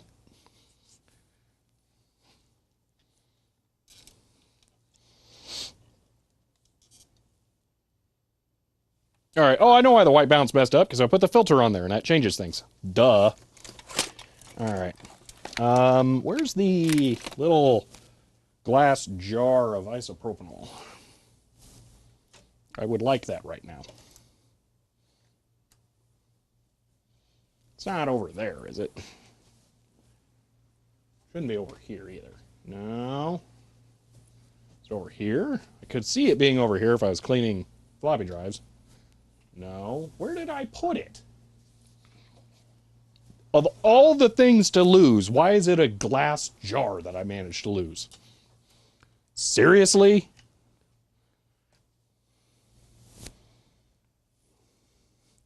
Fine, we'll do it the lame way.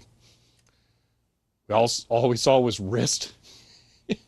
Yay. Well, at least I got a second shot to film it. All right.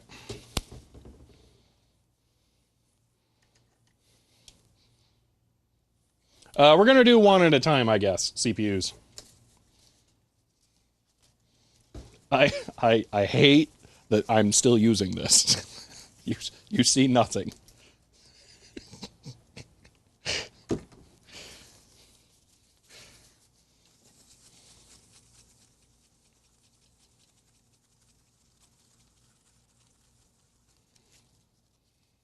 It was worth it.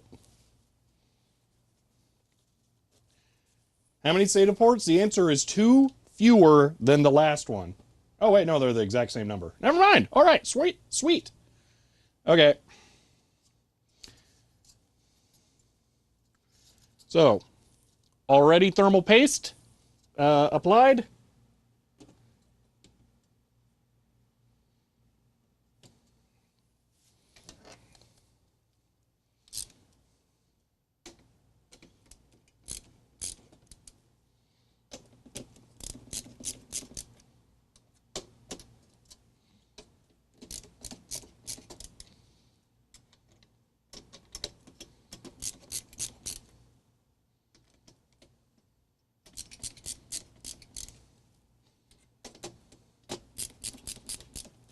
Why, yes, I have tightened head stud bolts.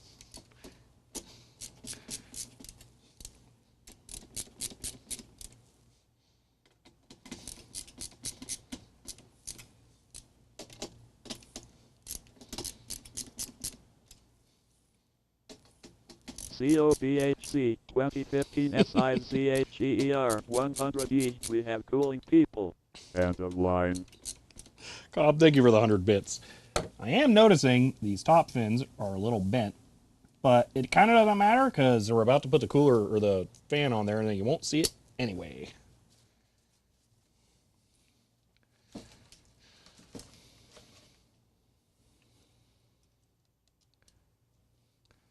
No, it goes into a 4U chassis, don't worry. And this cooler is nothing compared to a Noctua NHD 15. Nothing.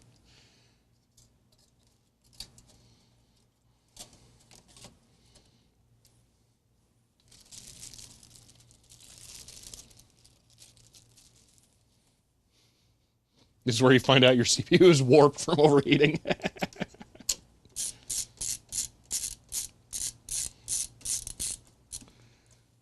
Now that is excellent.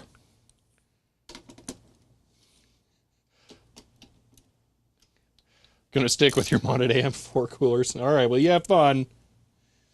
Okay. I'm gonna put in 2 sticks of RAM because that feels right. Oh, I guess this plugs in right here. I have no idea, but sure, why not? Plug.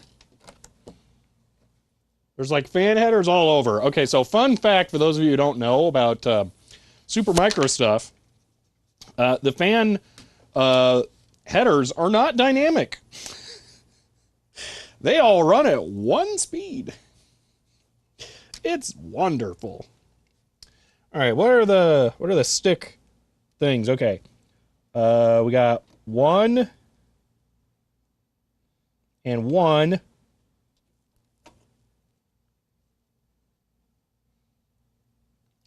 Well, I have good news. We're putting the other CPU in.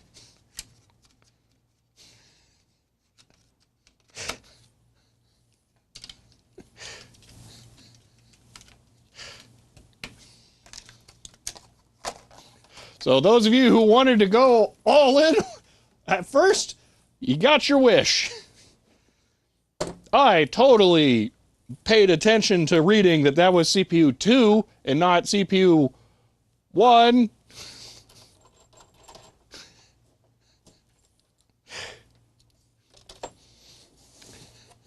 You think we can run with only CPU 2?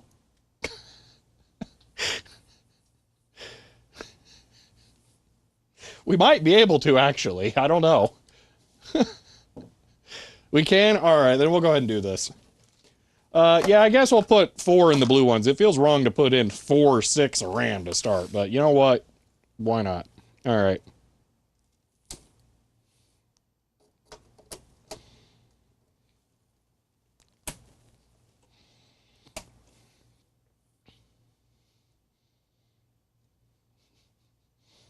Yeah, worst case it doesn't post. Pretty much. It should be fine.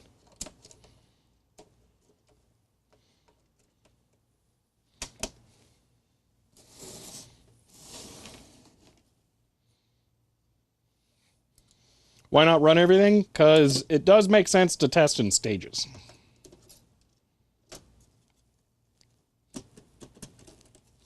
Let's put the RAM in the correct orientation.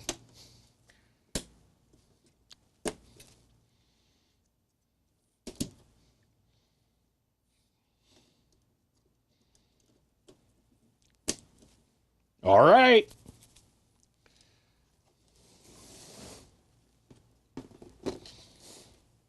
How much RAM do I have?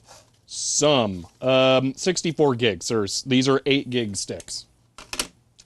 Technically, I have more over there, but I don't really want to take those.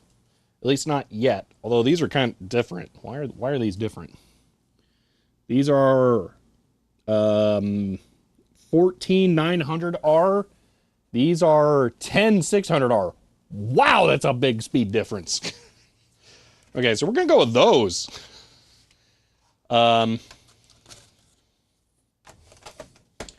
Okay, I think we're ready to try this. So, do we remember whether or not I actually got this working, like, knowingly?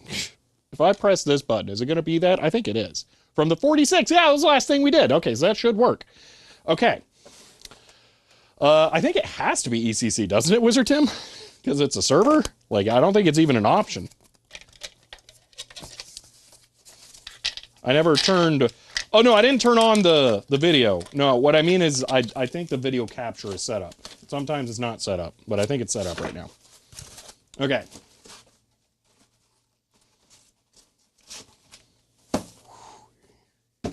I'm not that nervous about this now that we're this far into it, but let's find out.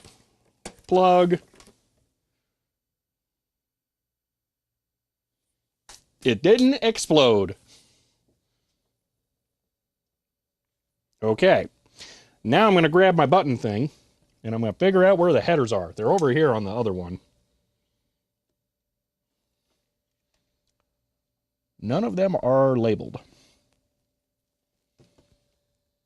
Guess I can go use the computer and turn it on that way.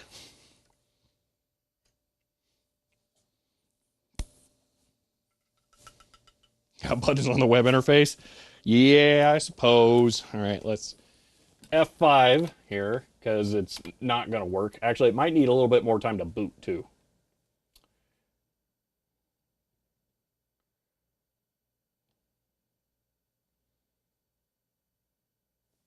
Come on, reboot. I think we need to wait for a blinky light.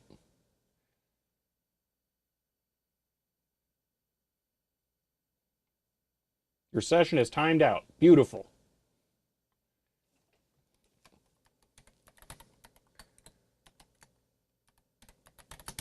Alrighty. Remote control, power on server. All right, here we go.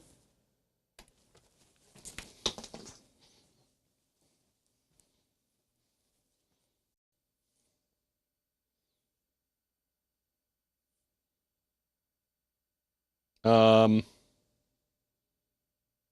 uh,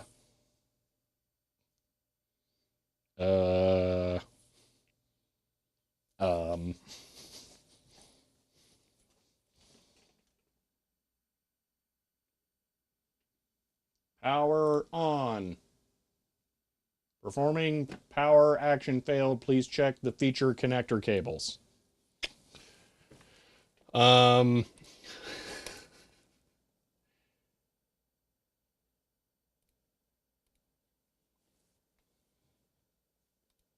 So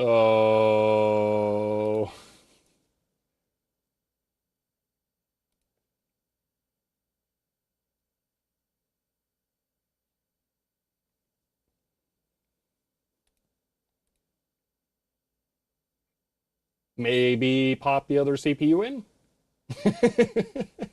Kaderjo says CHEER 100 to the manual. End of Coder line. Joe, thank you for the 100 bits. Yeah, I think we pop the other CPU in.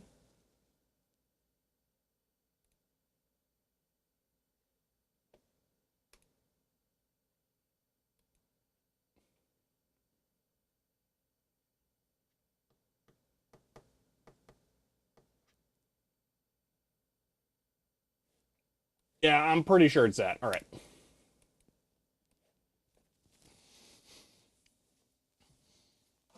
It says no thank you.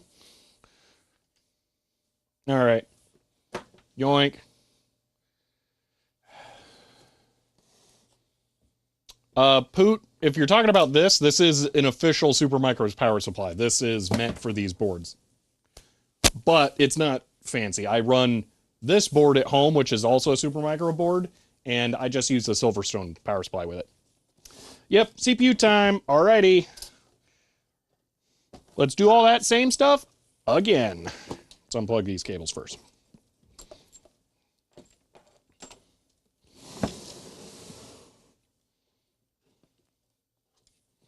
No, it doesn't care about fans at all.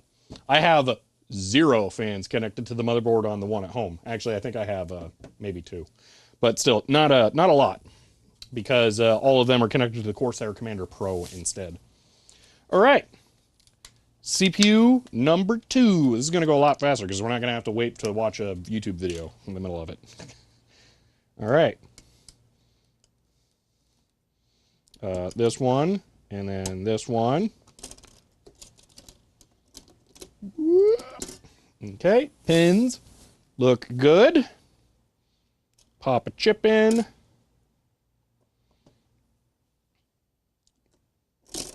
Pop this one down. That's not right. Boop. 1. All right, now we just prep the other CPU cooler.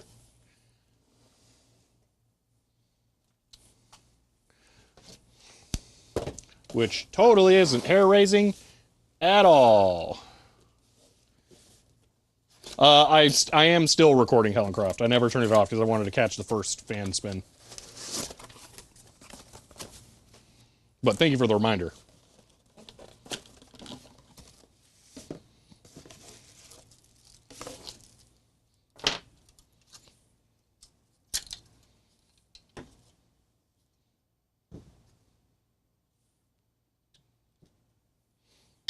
All right, we're going to remove the square mount, and we're going to install the narrow ILM.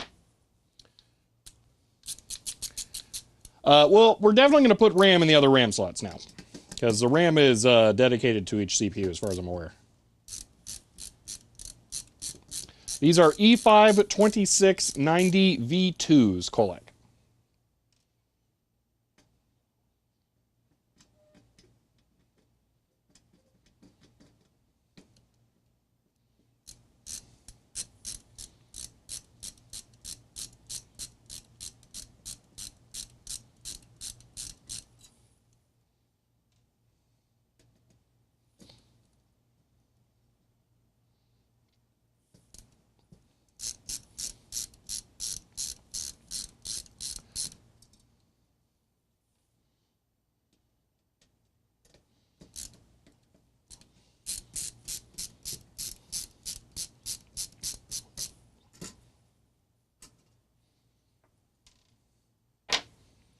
All right. There's a Sharpie mark right there.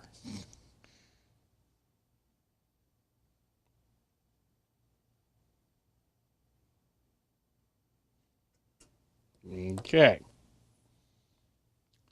Let's see. So why are we building another server? This is just a straight up replacement for my existing server. This will not be redundant. This motherboard will be going in place of the existing one.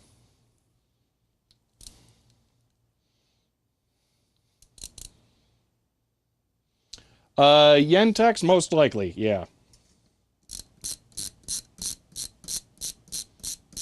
You need a weird Java applet thing to be able to run KVM. It is dumb. I've never got it to work. At least not consistently.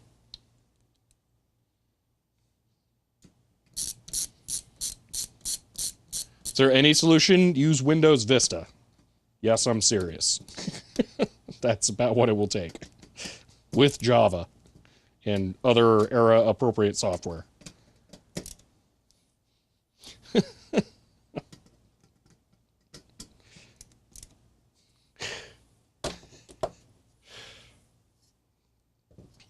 All right. This we can just put straight on, almost like someone had recommended we mount the CPU first, so we could just go straight to this. Yeah. All right.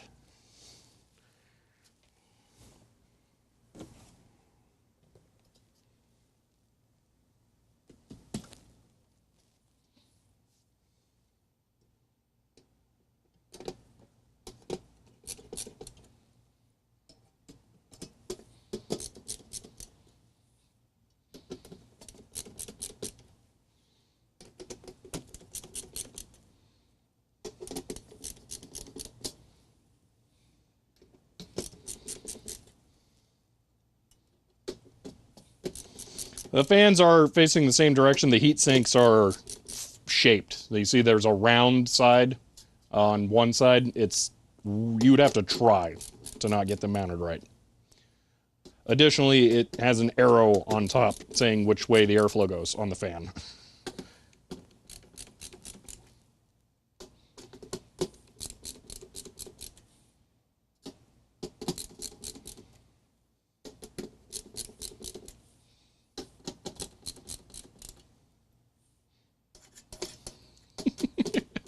Nice screwdriver. I would. Yeah, this is not a stubby job.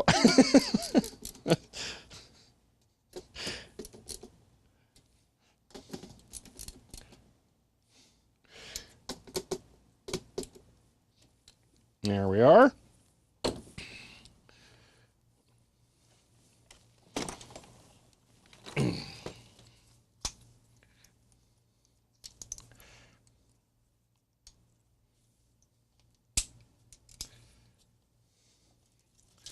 All right.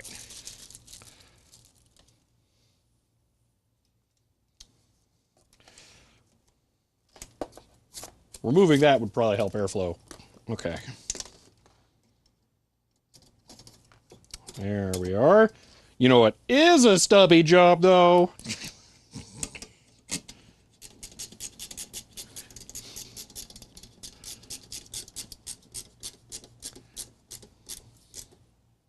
I felt like it went down a lot more than the other one. Yeah. It's still going. What? I'm nervous. I'm stopping. Okay.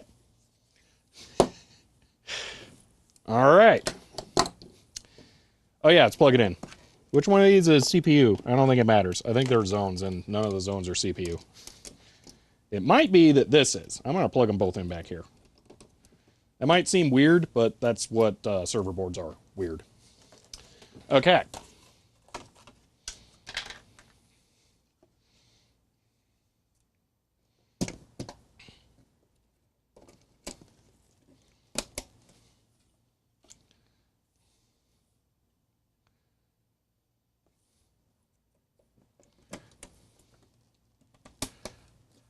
See, and asking about the precision screwdriver, maybe. I am curious, but I don't have any solid plans. I will say, though, these have been fantastic.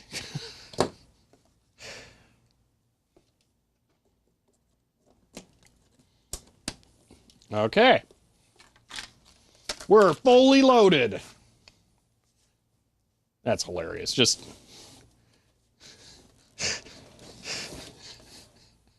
This is it's so much thing here. It's substantial.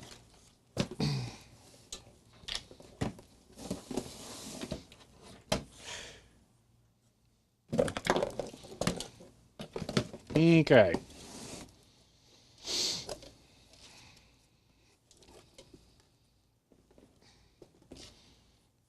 Now,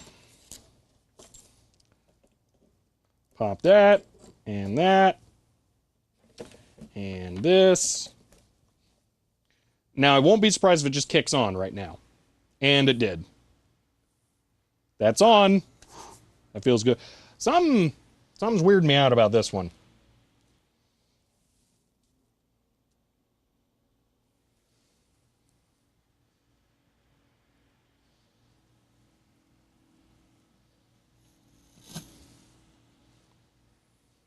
That fan bracket thing did not mount quite right. Let's see here, though. Yeah! Woo! Super Micro! Both fans are spinning. No, it's, here, I'll show you. The front one looks crooked. It's because the bracket got caught on something over here.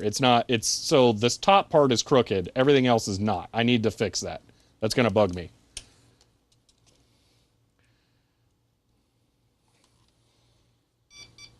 Ooh, beeps. I like beeps. That means it's probably saying something. Look at that! Yeah!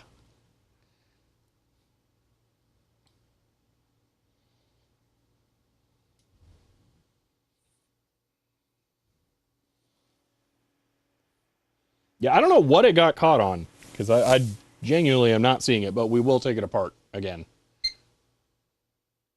Beep, and it's looking good. Overclocking time now. Yeah, I'm going to guess it doesn't do that.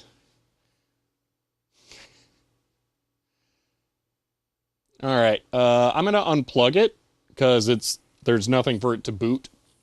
But score... Wow, it's so crooked. Look at it from that angle. Whoa.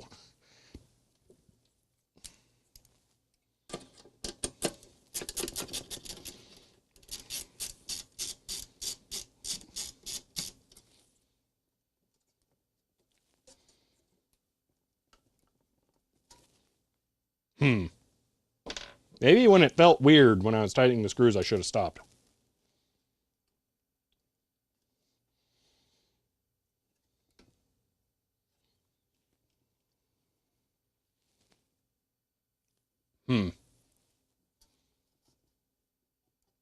HMS Troutridge subbed as tier 2 and says Twiddly 3. End of line. HMS, thank you for the tier 2 sub there. Thank you a lot. And for 23 months. I very much appreciate that. I feel like such a cheater right now on those, by the way, because I just started remembering that that's always 24. And I'm using that as my baseline now. I feel like I'm doing Roman numeral binary because it's at 24, before 24, and after 24.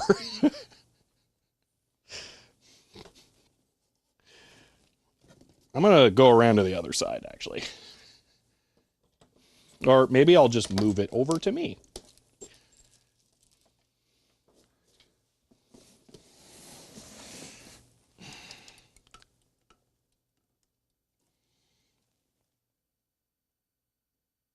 Why remove, Cooler?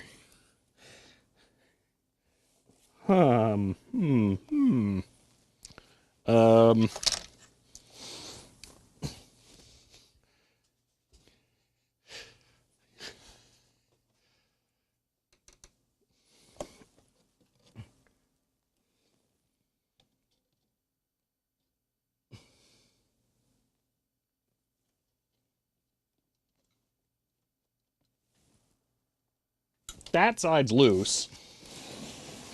What's going on with this side? It also looks fine. Yeah, that front wiggles. What is it caught on? You know what? I can remove the fan, I think. That might help.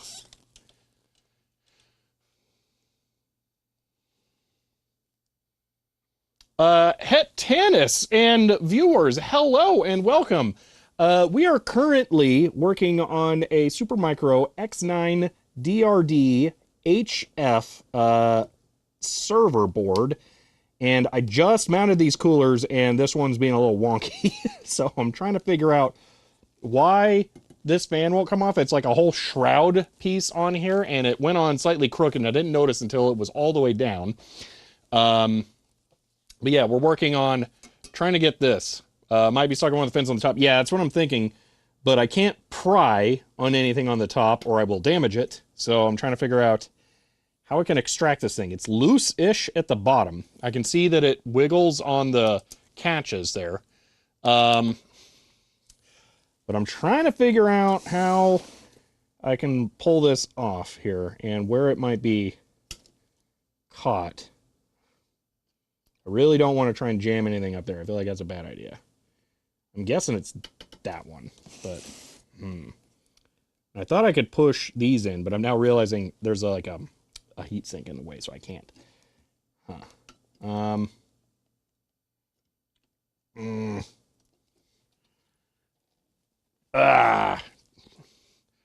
Yeah, lifting straight upwards, it's so much force, it's just going to lift the whole motherboard. Take off the other one to get a better look. I don't really think that's going to get me anything. Whatever the problem is it's kind of unique to this one. I feel that moving. What is it caught on? I'm going to unplug the power stuff. Just leave it? No, I don't really want to leave something in like a really weird state. I would like to understand the nature of the problem.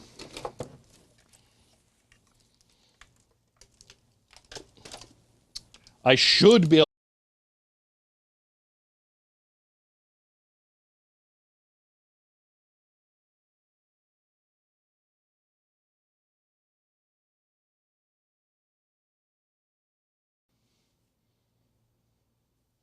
That's the other server saying, please don't leave me.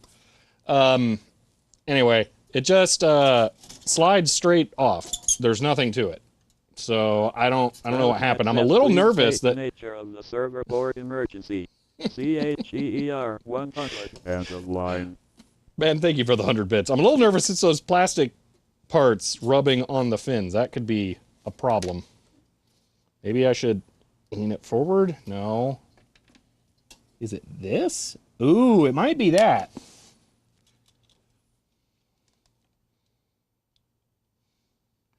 That one looks real scuffed up on the side, like it got scratched on the way down. So that might be the problem.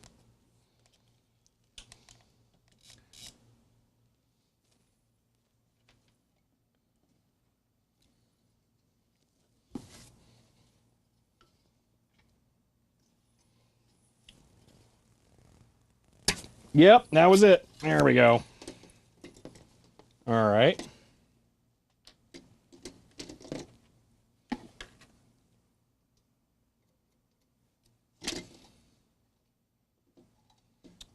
Try this again.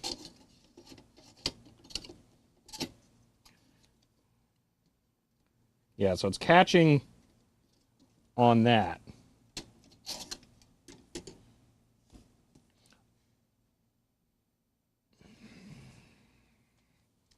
I think these are soldered based on the giant solder ball I see right there. Like, this is kind of actually ridiculous.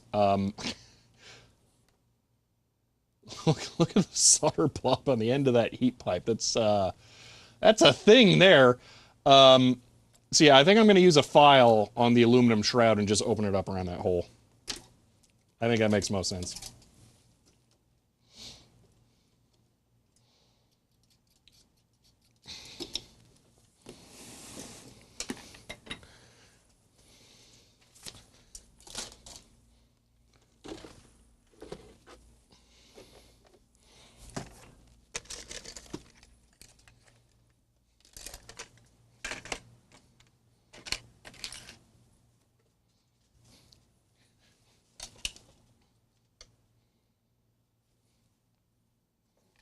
Stronger that touches the pipe. It's not fully seating.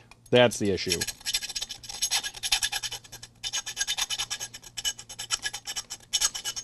You ever heard a computer rattle?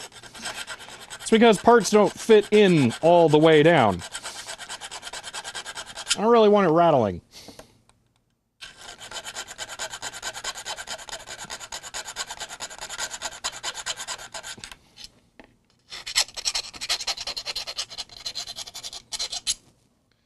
Do I need to reapply the thermal paste? No, this does not involve the thermal paste. All right.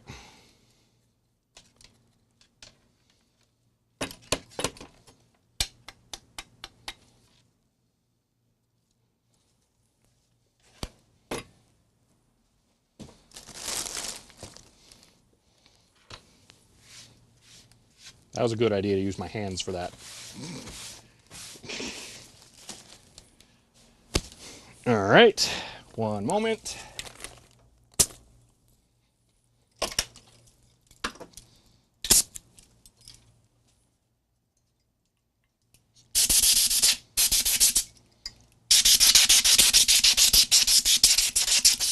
Making sure there's no random loose metal bits in there.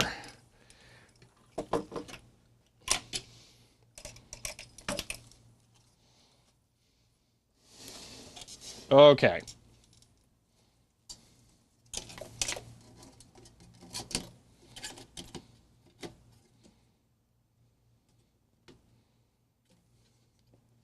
Have the same thing on the other side on this hole. The giant solder blob hanging off the side. I do have an air compressor, yes.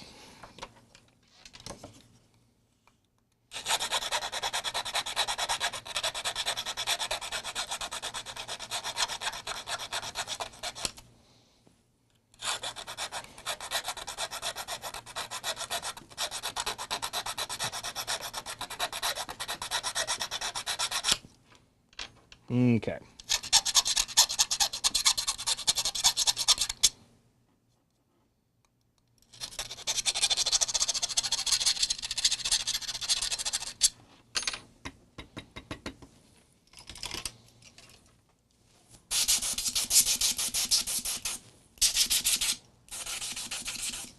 The solder ball's fine. It's not really an issue. This baby's custom now, in a way. Yeah.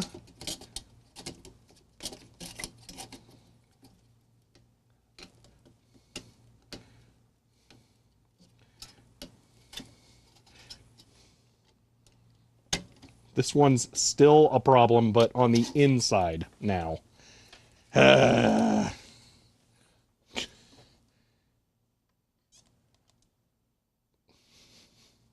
No, I'm not getting the case painted. It's a computer case. I don't really care. More importantly, the server case. I don't really care.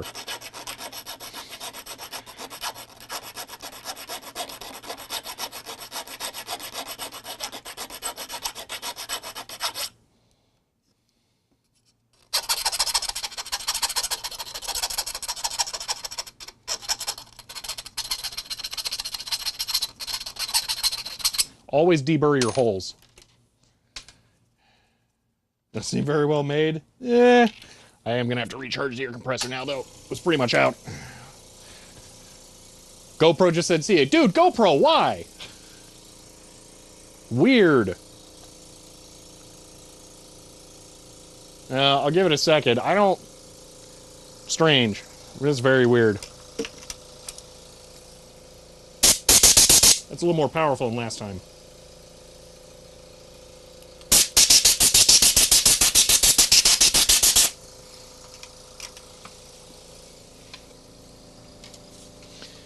Okay, how about now? Now it fits right. There we go. That's much better.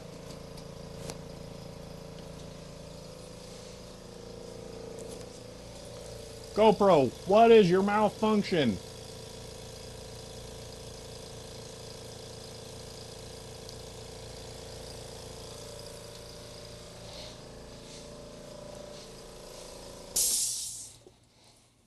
Air compressor off so I don't get the bejesus scared out of me next time I'm in the office, so that it just kicks on.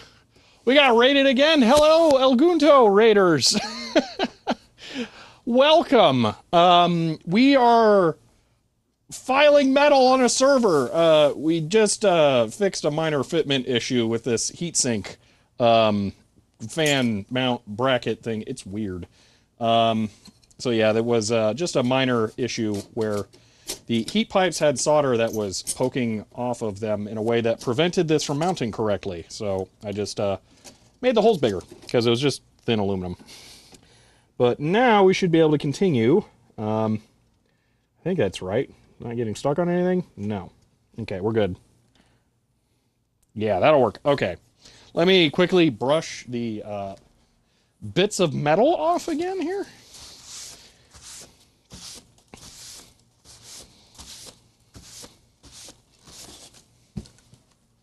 All right, and just for my own sanity,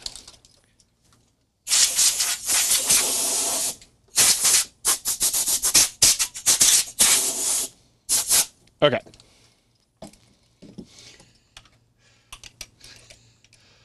Elguntu, okay. I will try to remember that. Mounting second CPU sure went faster than the first? Yes, because I didn't have to look up how to mount it.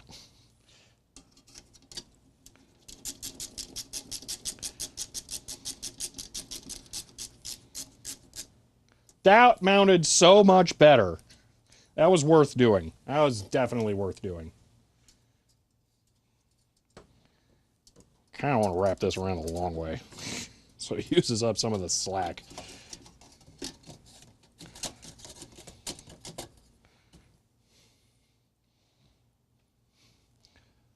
Oh, that's not how to pronounce it, Elkut.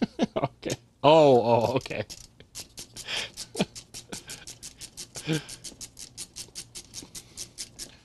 Almost 300 people watching this ridiculousness. Yeah. COPHC 2015 Okay. gave a tier 1 gift sub to LLUGNUTO 779. End of line. Cobb, thank you for the gifted sub. Sorry you didn't get your probably looking for definitive pronunciation. Tied in a loose knot. Oh, yeah, I can do that later. Yeah. Matter of fact, this one, what I'll probably do is route it around the other way, and then that'll take up slack like that. Perfect. Routing, that's backwards. Routing cables is an art form. When you come from the IDE generation, routing cables is fun. I like it. So yeah, don't worry. I am all too happy to route cables.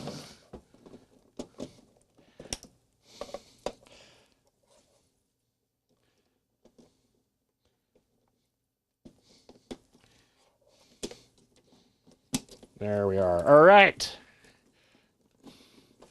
AB headers are on opposite corner of the rear I/O ports. Please continue to pronounce it the same way you always do. All right. El Guantu. Oh gosh. All right. That's everything there working. So now we get the fun.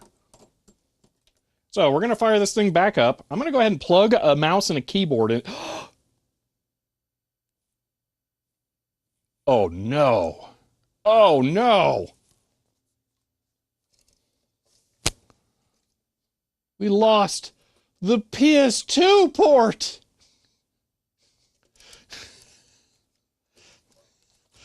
The atrocity.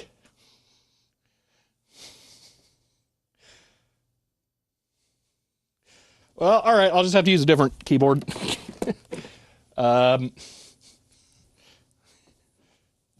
Plenty. This is why I like the whatchamacallums, cherry keyboards. That's it. Hey, look, there's one. No, that's not it.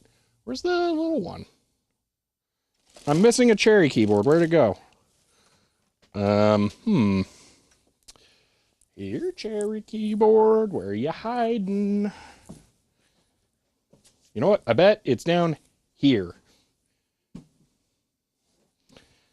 Get out of the way, Emac. No one likes you. Where's the keyboard at? It's not under there. Why is it not under there? COBHC 2015 SIZCHEER 100. You mean there's no keyboard connector? End of line. Carl, thank you for the 100 bits. Don't have USB to PS2 adapter? I don't really trust those. That probably sounds weird, but like I feel like they just don't work that reliably, so I never keep them around. So the answer is no. Not really. I think they're only meant for mice. Dude, where's the keyboard? I thought it was like within 3 feet of me. Well, we'll just have to use the nearest USB keyboard I have. All right.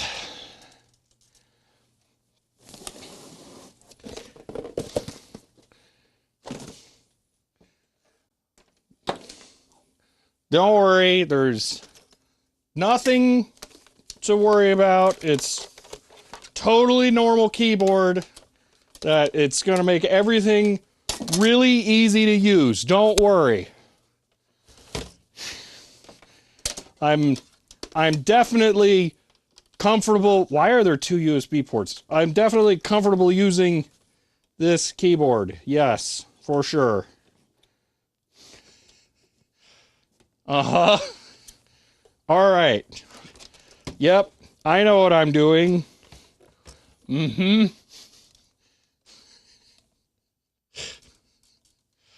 Okay.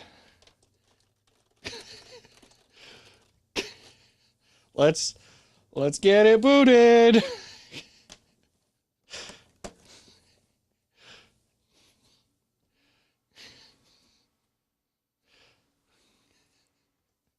Alrighty, it should power up.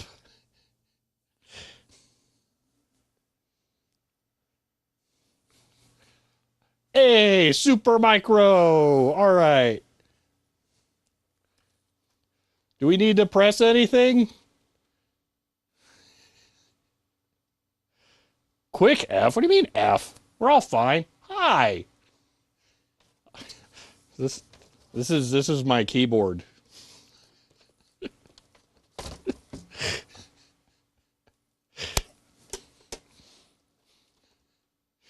All right. Where's the delete key? It's down there? Why?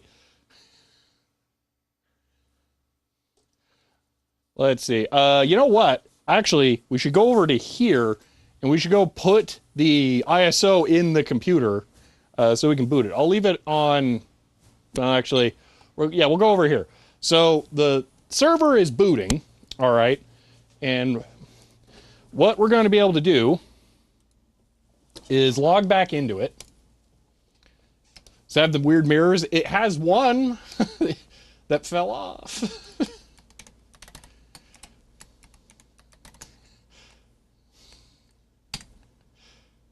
can also do KVM there. Actually, I might be able to if I had Java. Hey, look, it's the thing. Yay! All right. So we're going to do virtual media, CD-ROM image, and then optional audio share over a Windows share. Oh. You can't just upload it. This one's ipmi, JJ. ILO's kind of HP's proprietary thing. Yeah, I thought we were going to be able to upload this, but apparently we have to mount it as a Samba share. I don't really want to do that. Maybe it's under the iKVM.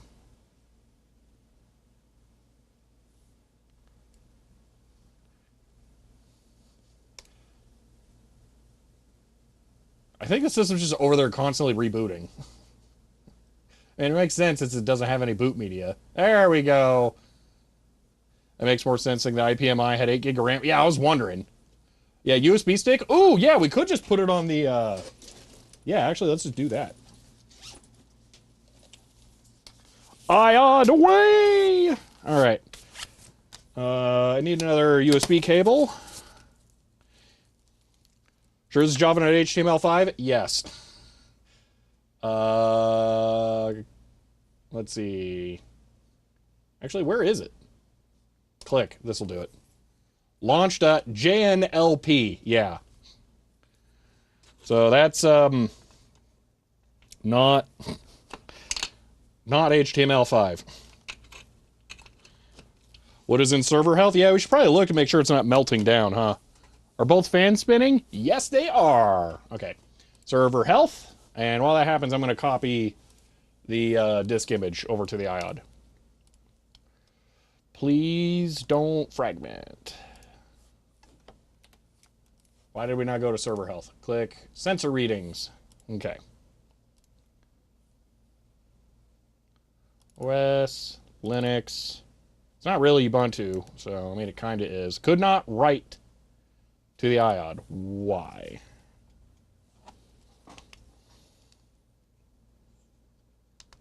Okay, that might have done it.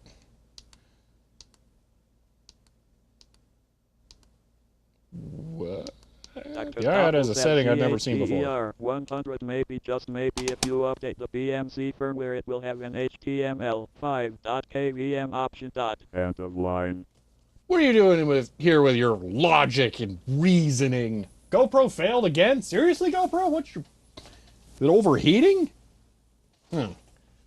One fan might be in the wrong header. What do you mean? It's fine. We got fans. They're good. There's no CPU fans on this. That's not how it works. They're fan regions. Okay, the iOD remount. Let's find out. OS. Just trying to copy. Copy.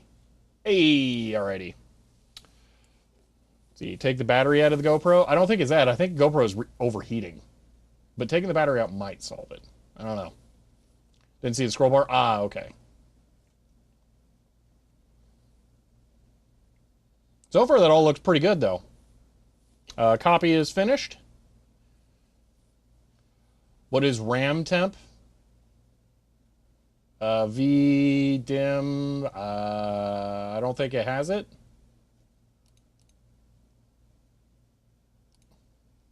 No, I don't think there is. A lot of server boards specially meant for racks just have fan headers, no dedicated CPU fan header. Yeah. And the Super Micro board, again, here, if we go fan mode. So we don't have like actual fan ramps or stuff. We have standard speed, full speed, optimal speed, and heavy IO speed. This just sets a static fan speed for different zones on the motherboard. So you can't dynamically adjust anything. That's why I have the Corsair Commander Pro in my existing server. I'm gesturing and like emoting to the webcam, and I just realized you guys can't see it. But that's why I have the Corsair Commander Pro. Are you sure it's not static?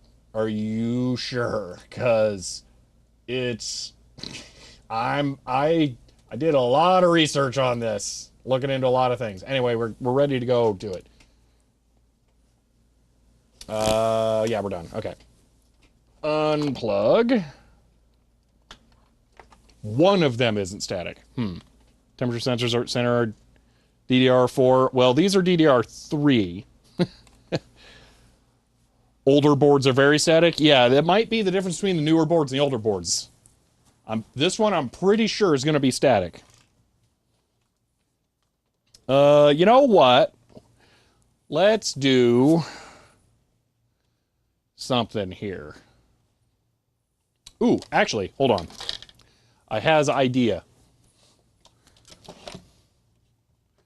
Browser. Crop. Hide the small one. Okay. 1 second here.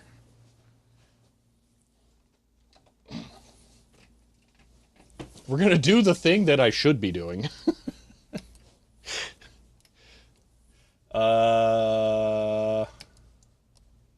Is it layout editor? Yeah, here we go. Whoop. You go here. There we are. And then you do more bigness. Wait, I cannot lock the aspect ratio. Okay. So about there maybe. I have no idea how that looks compared to chat size.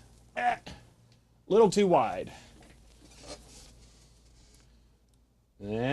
What on earth was that? No, get down. How do I click the downstream one now? It was this, right? Position. Yeah, okay. So size, probably X. Position, X. We probably go all the way over. And all the way up.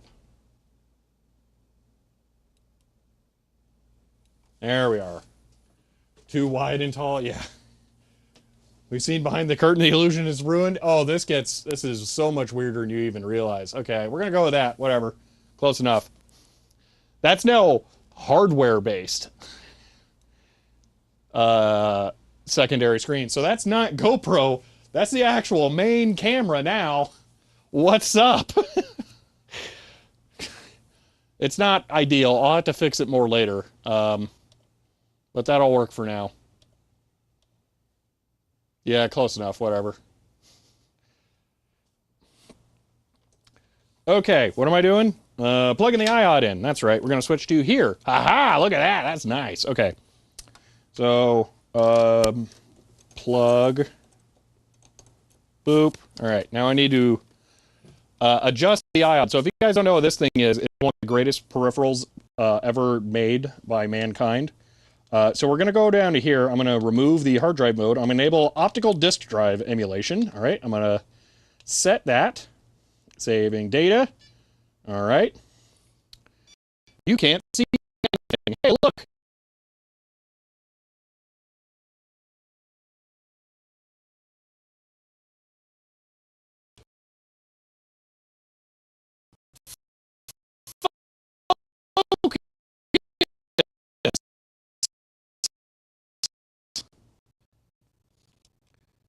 All right. Oh, one on the so great.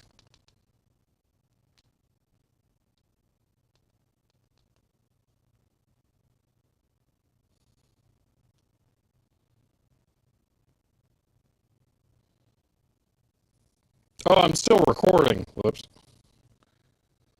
Hi. Okay, we're back. That's weird. Anyway, so I mounted the KDE Neon ISO as a virtual optical drive here, and now the server should be able to boot it.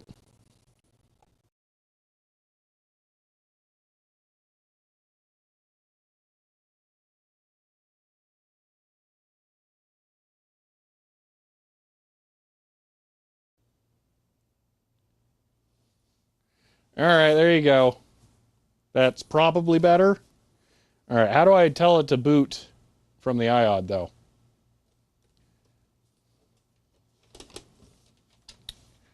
All right.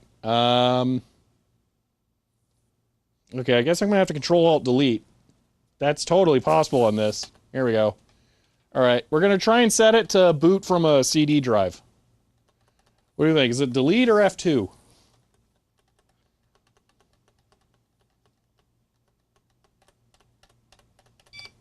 Beep, beep, beep, delete. Okay.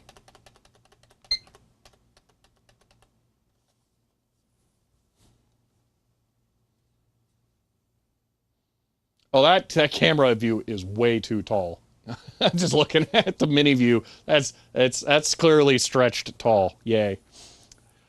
I'll have to figure that out. I was gonna say tomorrow, but I don't stream on Mondays, so that's better.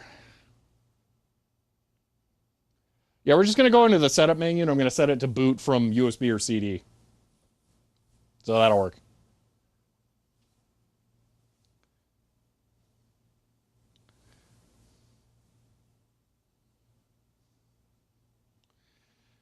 Is the iOD shop on Amazon the official retailer for the US? I think it is. I'm not 100% sure. Why are we not getting video? Is it outputting some resolution that my Extron hates? Because you're about to buy one? It's pretty sweet. the IPMI needs to be hosted on a SMB server, and that's going to be a pain in the butt.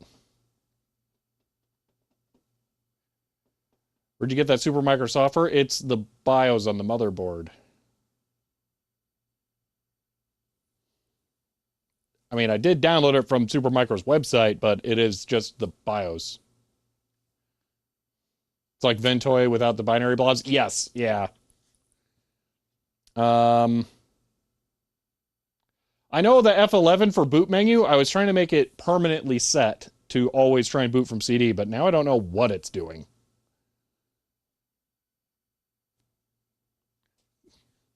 The Java app ain't gonna happen.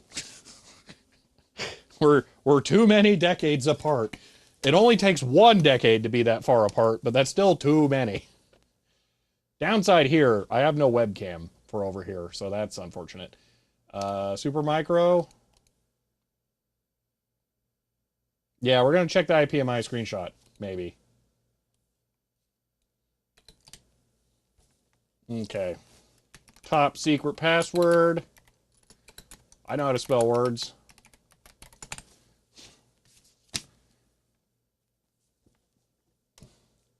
Okay, what are you showing? Why is that not showing over VGA?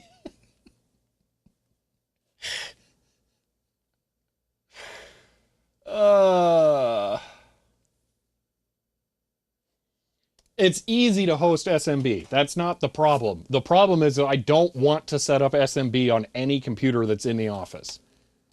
I don't want to install it, configure it, set it up for 1 minute, and then uninstall it later. That's the problem.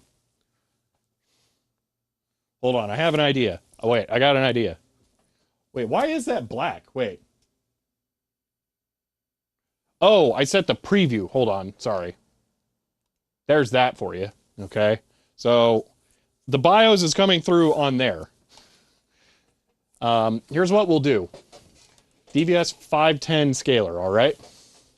So this is more remote management. This is for the video scaler I use, all right?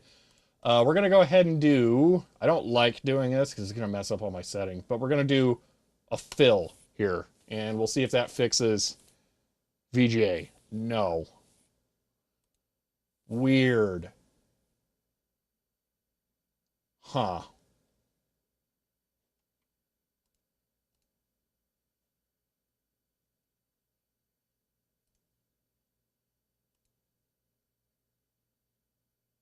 The preview is not live. You have to keep hitting refresh. So unless you want me to push a button, walk back over to here, hit refresh, wait 7 seconds, then go push another button. All right. Well, there's another option. Because I like hardware.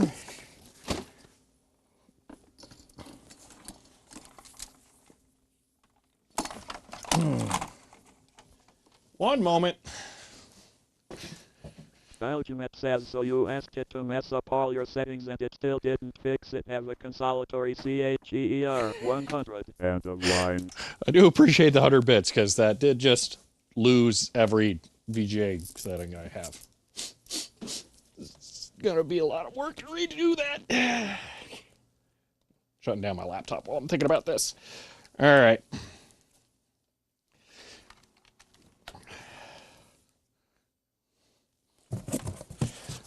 Time to solve the problem.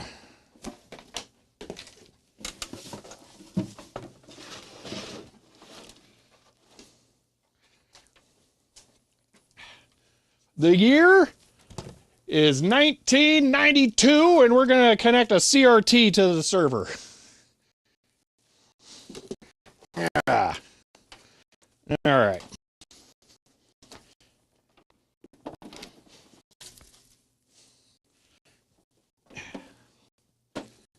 VGA is definitely hot plug. Remember, you're supposed to do this. Yoink. Hey. All right, hold on. Let me fix this. It's one of these knobs. Is it that one? It is that one. Hey, look. It's video! Oh, Linus, not this table. This table could hold up a car. I overbuilt this thing like you would not believe. All right. So, now we can work on this thing. So, boot. First boot device is iOD CD DVD. Are you kidding me? Oh, 6 boot devices. UEFI, though. That's a difference. Okay, let's go ahead and set this to the UEFI virtual CD-ROM drive. And we'll set USB, no, removable to that one, and then hard disk to 3rd. There we go. Okay. So our new boot priority here, all right, that should work out a lot better. Yeah, we can turn off the rear lights, which will make that show up a lot easier. All right. We're done. So F10. Uh-oh. F10. Oh, it's not F10. Okay. Save and exit. Save changes and reset. Boom. Yes. All right. Right now I'm installing KDE. I'm not installing anything because I don't have any hard drives connected.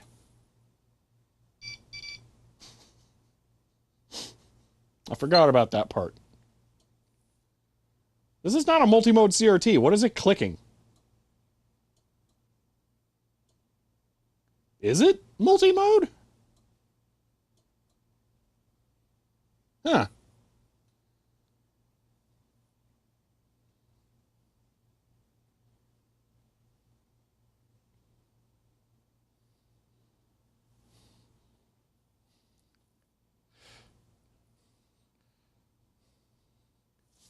KDE Neon. Yeah, we shouldn't go any farther with this monitor. It will murder it, just FYI. So we're going to go back to this now.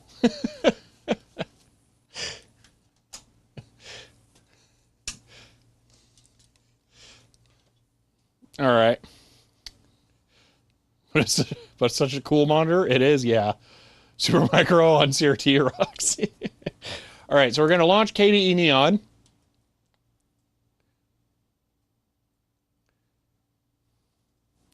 Yeah, this thing boots way faster than the HP down there. Oh, that's fancy. I've never seen KDE Neon boot. I'm kind of curious. I will actually install it today. I'm not going to taunt you like that. It is going to be slightly hard, though, because the power supply only has Molex connectors, so I'm going to have to adapt that to SATA somehow. Yeah. Maybe I have SATA adapters. Let's find out. Ow. Let's see. What do we got in this bin of random mysteries? We got, that's a power cable looking thing. It doesn't go to anything I recognize. What's that? That's a inline SCSI terminator. No. That's a SLI bridge. I wish. That's, hey, a SATA power adapter. Score. All right. There's 8 million SATA cables over there already, so that's good. Grabbing a random 256 gig SSD. Look at that. It's an operating system. Oh, yeah. All right, well, this ain't anything good, Wet. Curious about Neon currently using OpenSUSE? I use KUbuntu, so that's why I'm curious about it. All right. Remember, SATA's hot swap, kids. Saw it in a fun language. You know, English is pretty fun for me. What's the difference between the white ones? I don't remember. Yeah, I'll just plug it in somewhere. All right. That looks like a SATA port. That's, should I plug in power or data first? I'm going to plug in power first. Plug. Kinda. Come on. Ah. You know what? I'm going to plug in the cable adapter first. That way I'm not spazzing power to the SSD. There we go. All right. Power. Boop. Data. There we are. Okay. Her name switched to Spanish. So it is hot swap. Okay, I am kidding there. I literally hot swap SATA drives every day. My entire recording workflow for my videos is based off of the existence of dark objects that you can't see. These SATA, so you just an SSD in here, boom, that's plugged in. I use these everywhere, all the time. They're my favorite thing. So my server has one of those. My cameras use SATA drives. Yeah, I'm all in on SATA hot swap.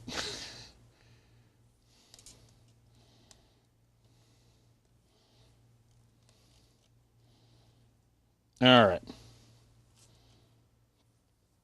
Looks like Windows 11. You bite your tongue. I don't have a mouse plugged in. One moment.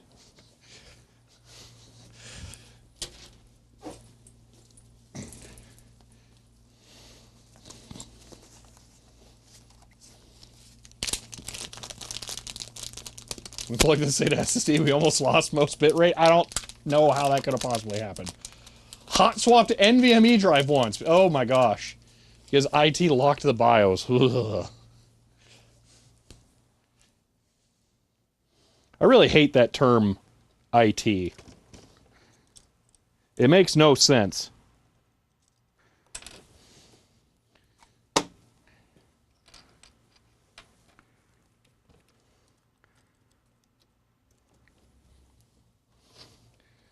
All right.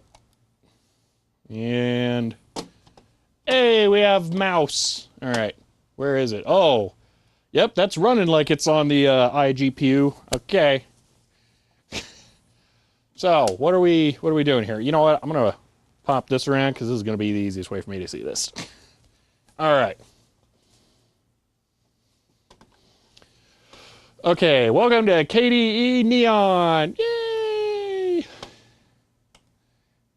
Okay. And yes, I do rip that off from Mr. Bill. Okay. Access the internet. No thanks, I'm good. All right. Simple by default. Yeah, I don't need all this. Oh, wait, I can just close this. Okay. I assume in the upper left, there's an install program. So we're just going to click this, and I presume, yep, it's right there. Click. Xeons have iGPUs? It's the motherboard. Yeah.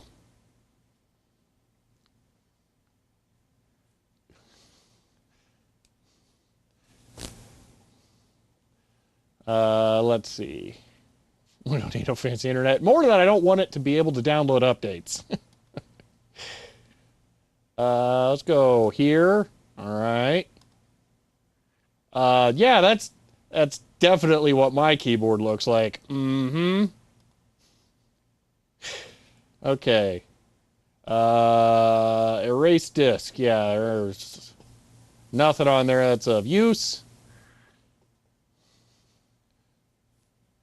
All right, what is my full name? Oh, gosh, here we go. It's typing time. Okay.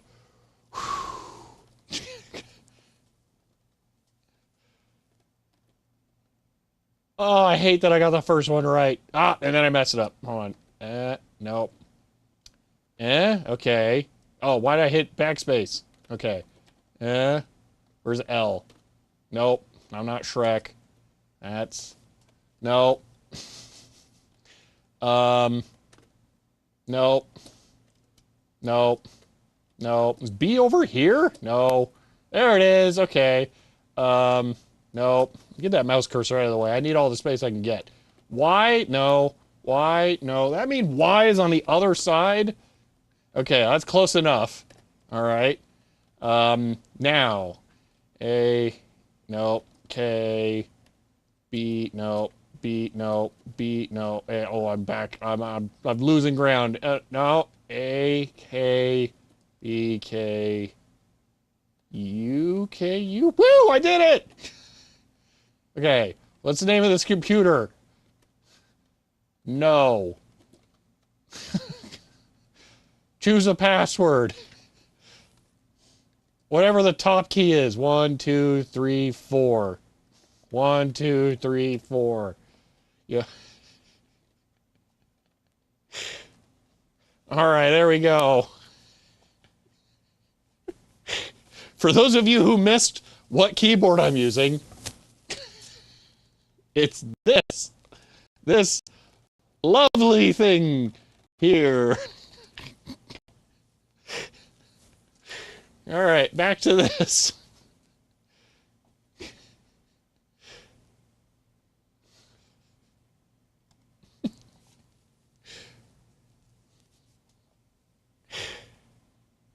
We already looked at the Welcome Center.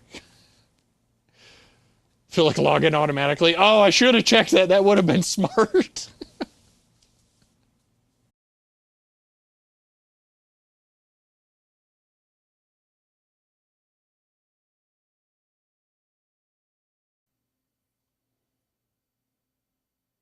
Hello.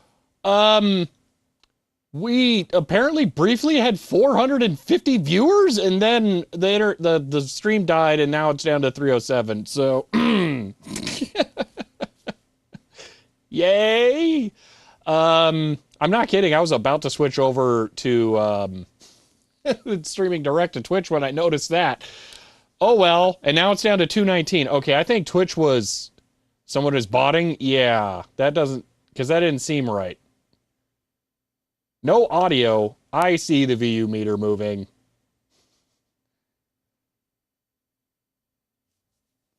Yeah, that didn't seem right. I'll have to look at that. All right. Yeah, it's still installing. You didn't miss anything. Everybody hitting refresh. Oh, you know, actually, that would make sense. Okay, I can see that. Anyway, I just noticed this while I was waiting. This keyboard. You want to know what it's called? It's called Safe Type, because they know if you own this keyboard, you're safe from anybody being able to type on it.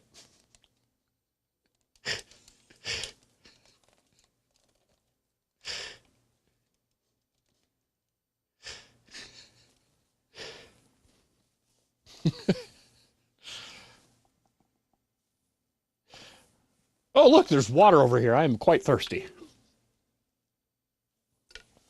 Mmm.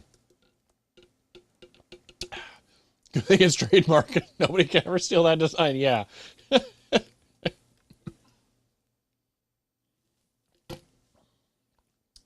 KDE Neon is the KDE desktop environment. It's that organization's own distribution. It's built on top of Ubuntu, which is why it comes with Discover here.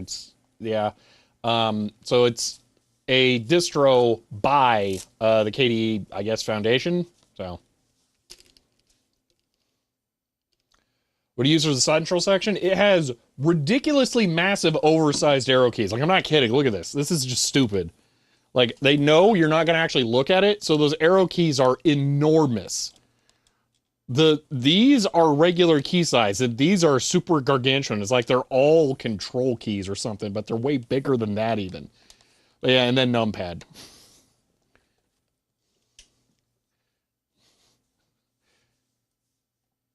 KDE Foundation, yeah. All right. The dirt, hey man, I got it like this, which, you know, means I'm perpetuating the dirtiness. In all fairness, this is literally the first time I've ever used this keyboard. Would the compressor clean that? You know, probably, actually.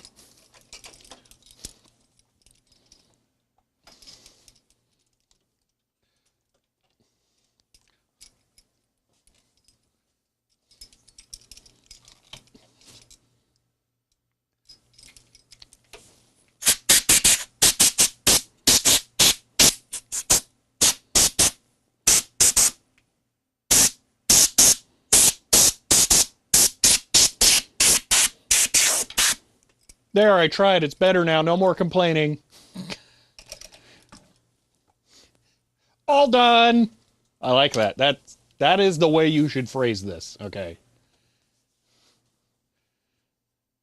Just spreading the leftovers over the whole office.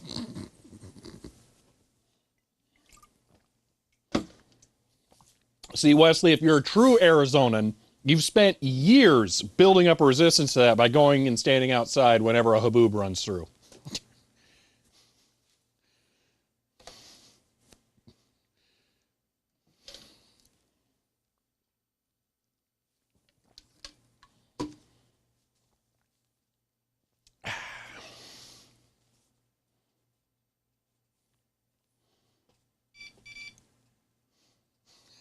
Beep and beep beep. All right.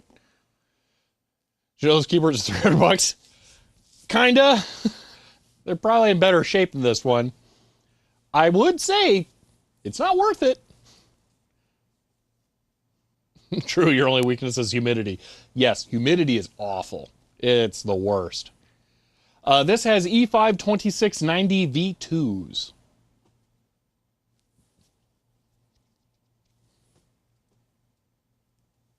Yeah, why would you buy this when you can have a Model M? Exactly. All right, after this boots, we're going to go ahead and we're going to do a couple of things here, actually. You know what? I have an idea. Maybe it can have internet.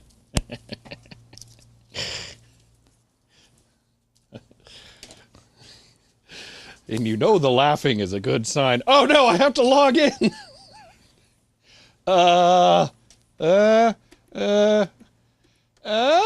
Whew, I remember.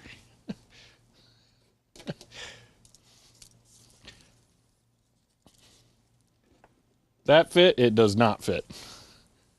Okay, one moment. I need a USB extension cable.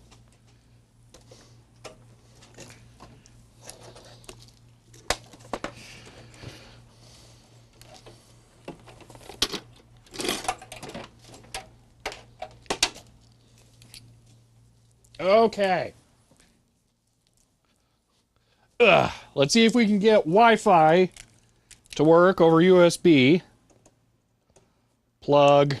All right. I don't want humidity. Humidity's bad. Do you see how much hair I have? I don't like humidity. Where can I put this? You know what? It doesn't matter. Just wherever. Okay, do we have Wi-Fi now? Actually, I can't show you guys if we have Wi-Fi. That's right. Now I can't see it, though. Hold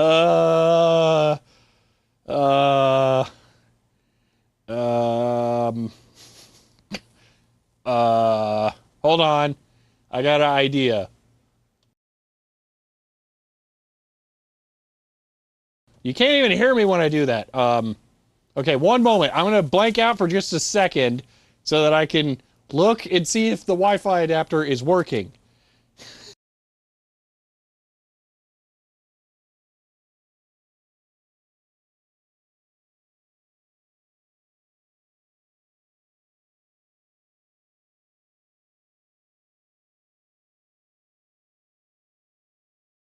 Okay, it is working. I'm going to attempt to connect to it, all right? So, give me a little...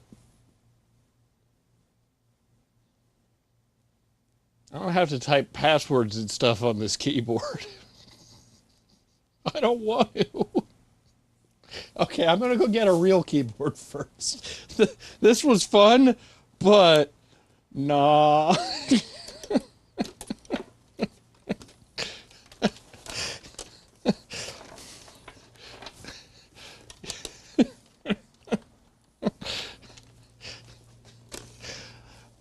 I'll make y'all a deal. I'll use a Model M, though.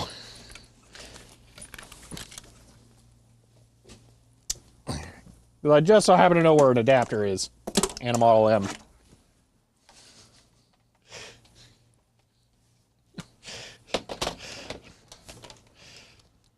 Wait, will this plug in? It will if I unplug the USB adapter for Wi-Fi. There we go. And then... Boom. Okay. Alright, I'm going to have to go away. A pointer for using that keyboard. So, we've actually had that before. The problem is that it became much too difficult to integrate it into existing projects. People would change that all the time, and then it just became it was too much of a nuisance, unfortunately. It was fun, but it was a nuisance. All right, I'm going to disappear for a second while I log in. So I'll be back. Don't worry. But yeah, I have to... Wait a minute. You can still have audio. Here's what I need to do. I just need to... Whoop, there we go. Yeah, that'll work. Okay, now I don't need to go away. Okay. So hi, how's everyone doing? We're totally doing normal things. Yeah, that's what's going on. So, I love the fact that, like, we always joke, like, oh, we're going to learn how your keyboard sounds. Like, you have no idea which Model M I'm using. I have, like, 8 of them. So, it's different every single time. Alright, I'm clicking the thing. Oh, yeah, the date is so wrong, the Wi-Fi network won't let me connect. Now I have to figure out how to set the time. Great. Adjust date and time. There we go. Okay. We are... Wow, it'll let you set the week number in KDE 6? Okay, KDE 6 kind of becoming pretty sweet here. All right, what is this? This is March, right? All right, so it's March 19th. Okay. Enter. Apply. Got it. Okay, so now I think it'll let me connect. No, it still says get lost. Why? Because it didn't actually set. What?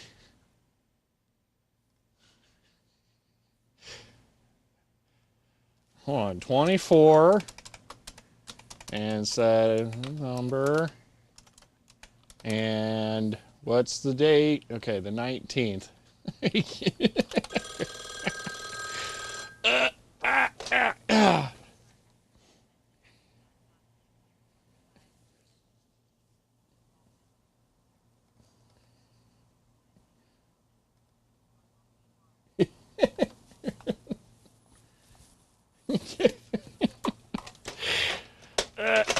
Okay. All right. Why? Okay, the time. Okay, I can show you this. Wait, no, I can't because it's not easy. It's not accepting the time. I'm setting the time in date and time on KDE, and then it's not working. Oh, I guess I can do this. Yeah. So I set that. Okay.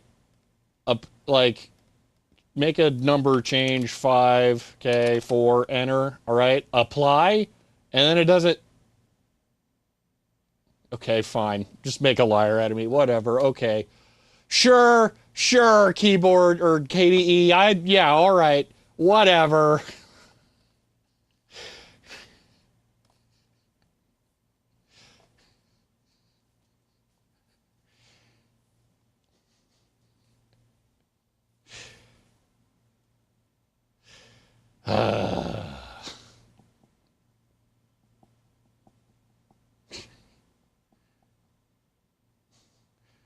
All right, I'm getting signed in. One moment.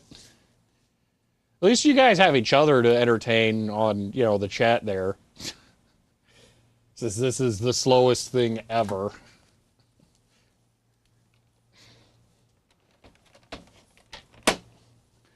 All right, maybe if I put the Wi-Fi thing over here, it won't be super-de-duper slow. Ugh.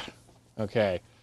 Now I just need to type some words on the thing about stuff with other things going on there. And bingo, wango. All right.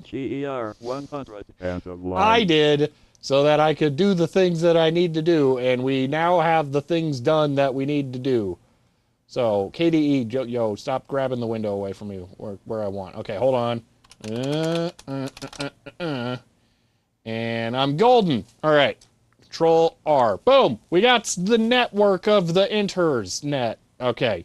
So, here's what we're going to do. We're going to turn off the computer now that we have internet. And I'm going to put in the... I was going to say I was going to put in the 2080, but you know what? I'm going to have to swap out the power supply now, too. let's see. I want to try something. Sudo apt update. All right. The clock is not correct. It's close enough.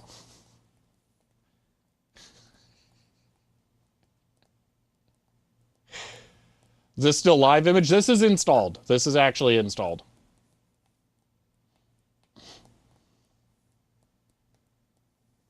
All right. Sudo apt install NVIDIA driver. What's the biggest number? It's got 550, 550. How big would this be? All right. 378 megs. We might actually be able to do that. All right. So if that works, then we'll be golden. So while that downloads that, we're going to extract the GPU and power supply from the other computer. All right. So back to here. Yeah, this is caught around the internet cable. Okay. So. Yeah.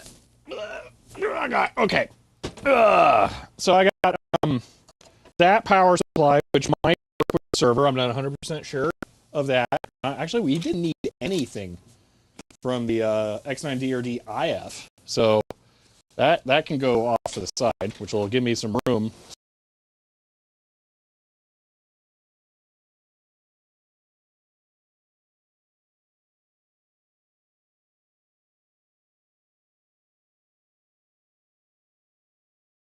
Someone's been putting a bunch of junk on here all day. It sounds getting to be a technical nightmare. You just stay right there, okay? Be a good computer. All right, so we need to extract that monster.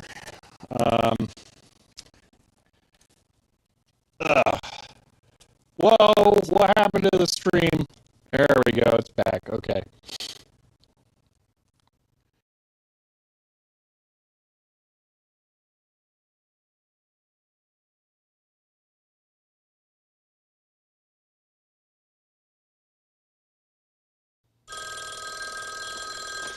All right, there we go. All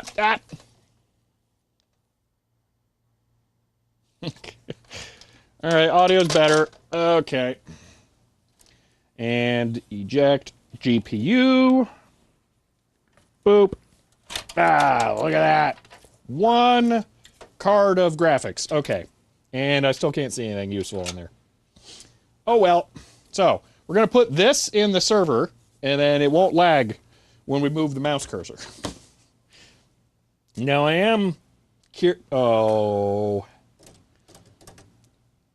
I actually cared when I put the power supply in. I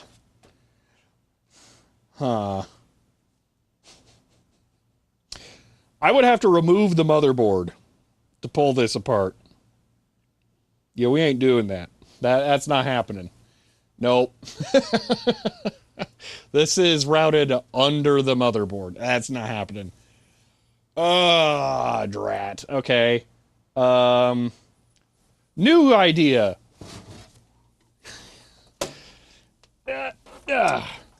I should have a red power supply that's 900 watts around here somewhere. Where did that go? I don't think it got put into a computer because it's usually my floater power supply. So, where has it floated off to? Come on, where are you hiding? Those are XT power supplies, and everything down there is dead. Right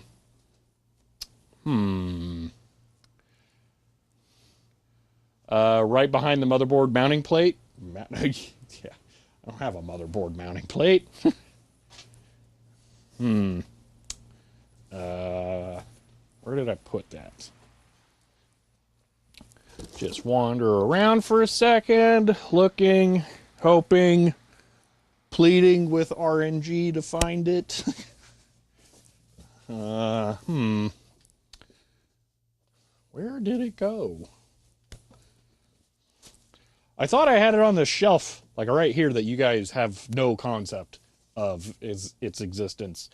I've been kind of just popping the Power supply is on there, but it's not there, which is making me think that I may have used it, which is making me think I'm an idiot. So, I don't know. What would I have put it in? Is it possibly in the E5, not E5, the QX9650 computer? Is it in that? Ah. Ah.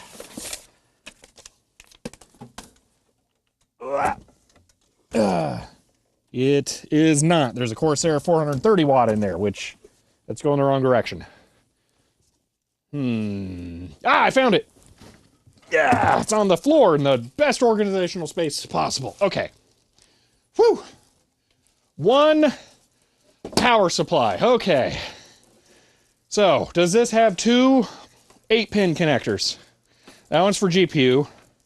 This one, it's also for GPU. Yeah. Okay. That one's for hard drives. That's also for hard drives. That one's for hard drives. That one's for hard drives. There's only one. There's only one.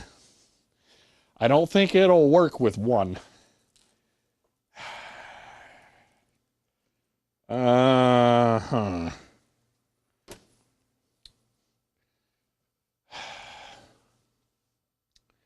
find SATA to 12 volt converter. I would have to have one, and I don't think I do.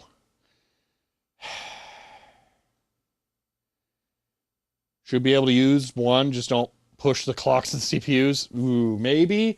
Let me take a second to go look at something. I have one weird adapter connector thing that might be relevant. I kind of bought it accidentally. No, that's not it. That's two Molex to a graphics card one. Although I could repin it. That's not sketchy at all. Do we try one and graphics card and just hope for the best? What do the stickers say? Both 8 pins required for heavy load configuration. Well, that's it. We just don't put a heavy load on it. What GPU? This one. It's a 2080. Speaking of which, have we installed the drivers yet? Why is that blank? Don't tell me it locked me out.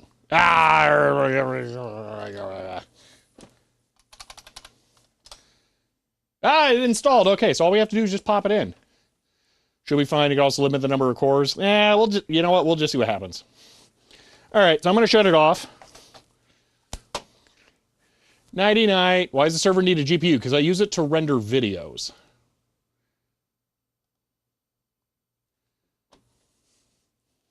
Not the answer you were expecting, most likely, that I mine Bitcoin or whatever. That's never happened. I render videos.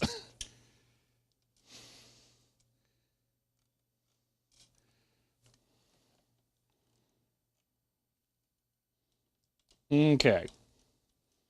Thought GPUs were hot plug, but there's no power connectors on the existing power supply for it. It might be hot plug, but it's not in this system. In this setup, at least. All right. So I'm going to yoink.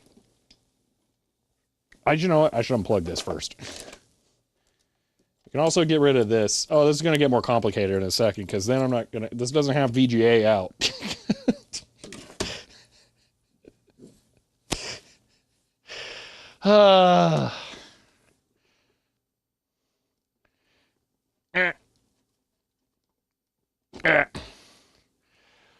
Do the two EPS 12 volt have continuity between them? If so, the second one is just optional reduce the load on the connector. That's a good question. I actually would like to know that.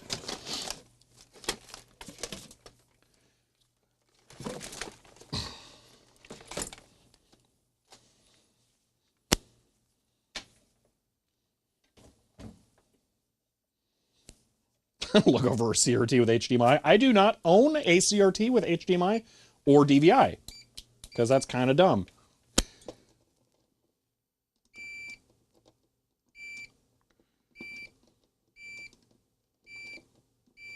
Every pin has continuity. So, we only need one.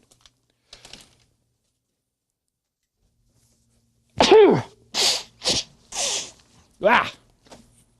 Okay. Sorry, that was probably really loud. See, when you watch video before installing the CPU, why does it have a multimeter? Yeah, but not a $2 Harbor Freight multimeter. Granted, it can do that job, but still, ugh. All right, look at this. This is wonderful. This is what we're here for. GPU. This needs to just go slightly more towards the edge. Beautiful. Oh, it's wonderful.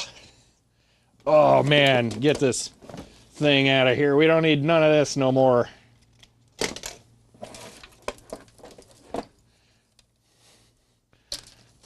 All right.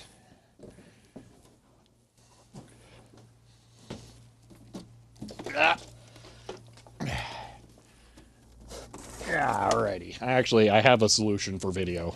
It's just not ideal. Oh, you know what? I think I have an even better solution than the stupid one I was about to do. Hold on, we can make this not suck, actually. Ugh.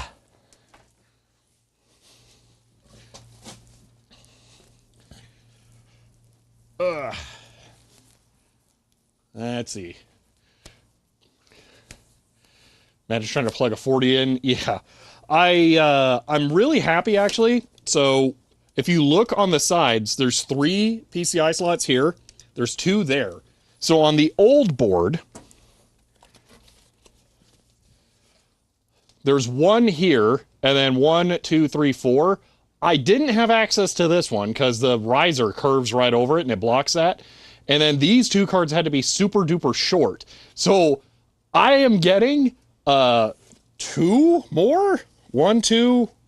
So I have 3. I'm gaining access to 2 more PCIe slots.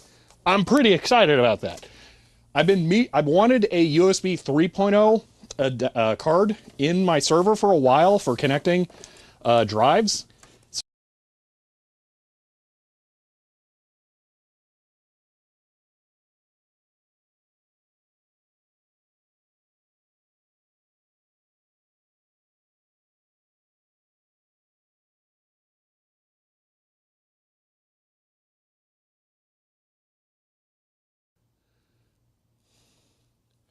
Okay, that one was 100% me. I bumped the space bar and it hit the stop streaming button.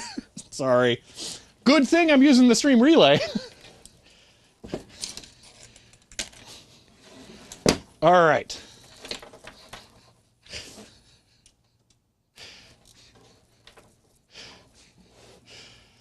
Okay, plug in this.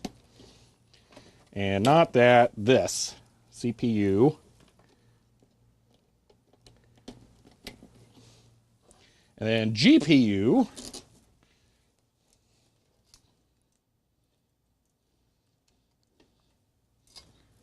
And that one's only a 6-pin for some stupid reason. Cables. There we are. All right, now we just need a power cable. Power supply is turned off.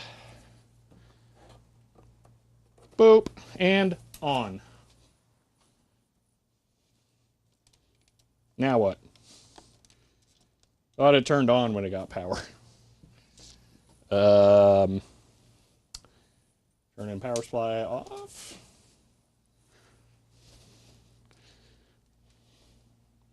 I don't like that. Why did it not turn on? It turned on every other time it got power supply. Or power. Yeah, we didn't. Oops, I didn't drop that on the motherboard. You saw nothing.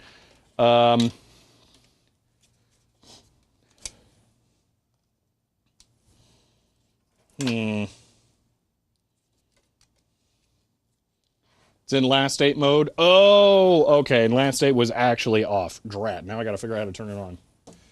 All right, well, we'll just wait a second for ipmi to boot. And then we'll go hit the soft key.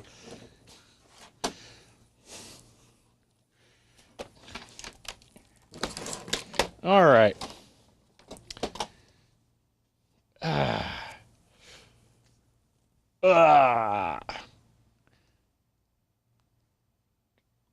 see. Yeah, I have no idea where the button is. Just shove a screwdriver in random headers till it boots. Ah, yeah. Nah, I'm good.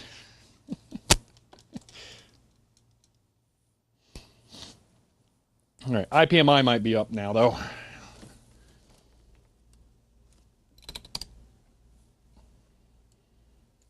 But the manual tells me that sounds like witchcraft. Yep. IPMI. Yes, I accept the security risk.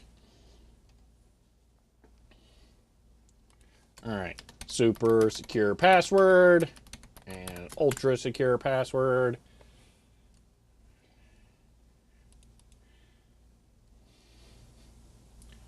Mic is getting rubbed on. It's probably my hair. Sorry. Oh, my hair actually got pinched under the mic. Whoops. That's not helping. It's this weird curl thing on the mic my hair got caught on. Okay. Now it should sound a lot less stupid. Okay, remote control, power on. You gonna power on? Hey! All right, we may need to go into BIOS and set external GPU mode. I don't know, but we'll find out.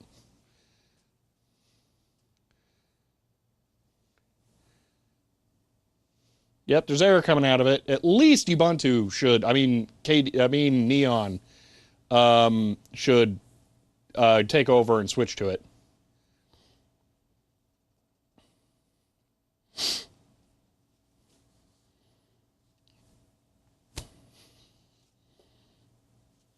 Now we wait.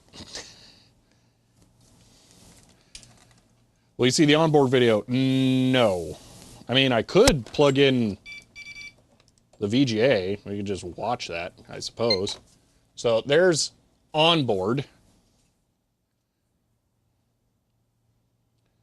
And gone. So here, this is HDMI.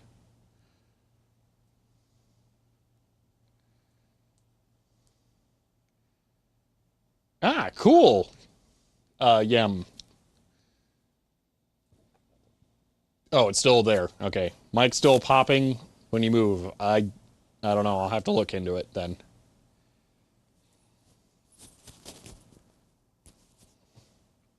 I don't like the mount for this mic, I gotta say. All right, KDE Neon. All right. We'll see what this does.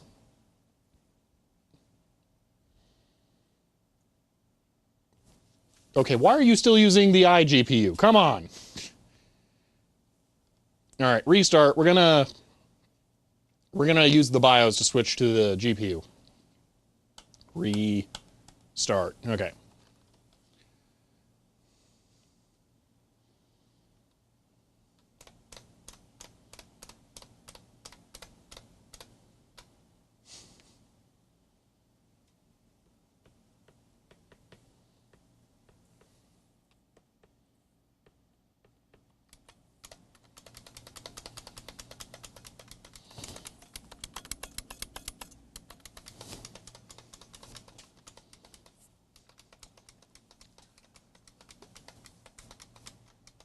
I do have video plugged into the GPU, yes.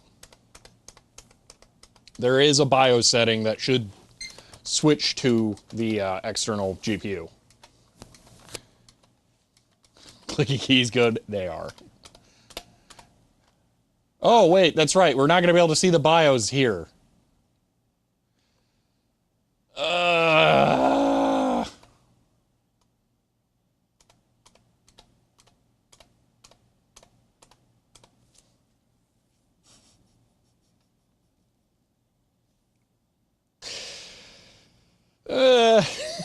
Why does this have to be so stupid?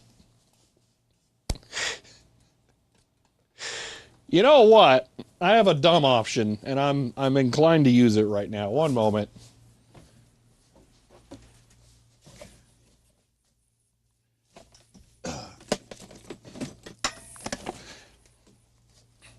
Guys always wonder why I don't just plug into the Dell, because the Dell is wired into the Extron setup, and it's complicated. Actually, I should just turn it on. It might be showing it right now. I doubt it. But the Dell actually gets video that's been processed by the Extron. It's not before the Extron in any way. So yes, the Dell is getting no video right now either. So what I'm gonna do is I'm gonna plug this into here, which is my monitor for viewing. You can't see it. The monitor for viewing ATEM. It has a VGA port.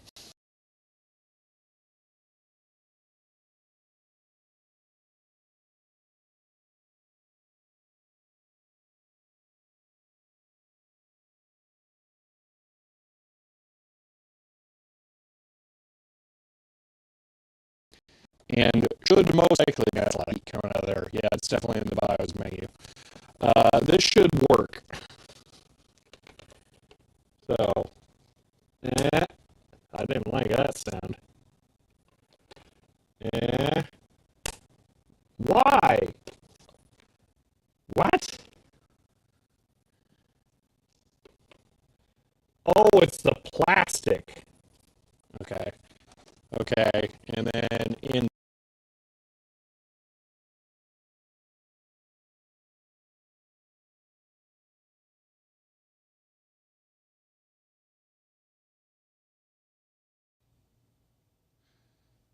this weekend has been a nightmare for streaming, man. Anyway, there's that. There's our BIOS. Yay! Just FYI, it's basically impossible for me to give you guys notice on me changing or restarting the stream. I try, it just doesn't work. Okay, that's a lot of options. VGA priority, offboard, boom, that's what I need. All right. Change the power on setting? Yeah, actually, that's a really good idea. Boot feature.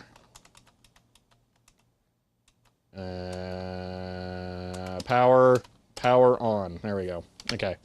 F10. No, you guys said F4? That's gross. Why is it F4? Ugh. All right.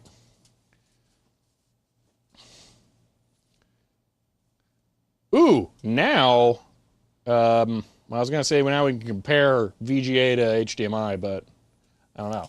What's this showing? Nothing. Okay, one of these are going to have to... Ah, that's HDMI. Score! All right. Which means I can put the mini monitor back to HDMI input.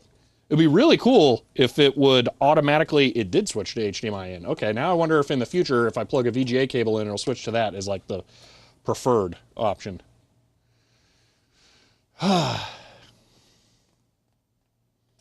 Okay.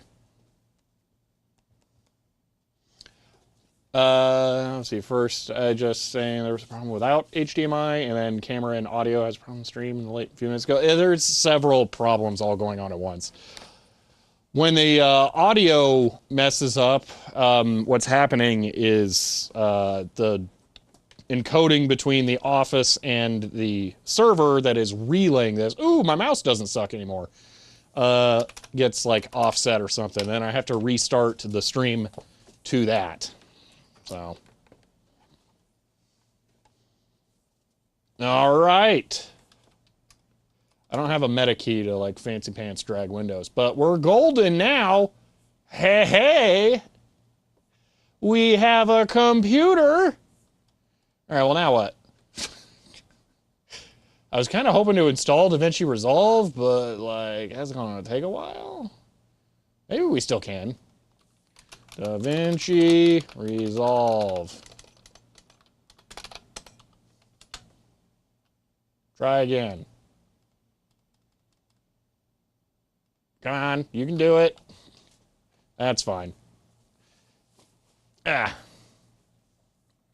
No wobble. I don't usually enable wobble, but wobble. Desktop effects.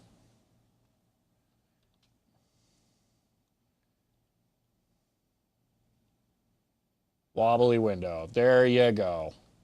Woo! definitely the kind of thing you need to burn cycles on a server. All right. Hey, we have internet.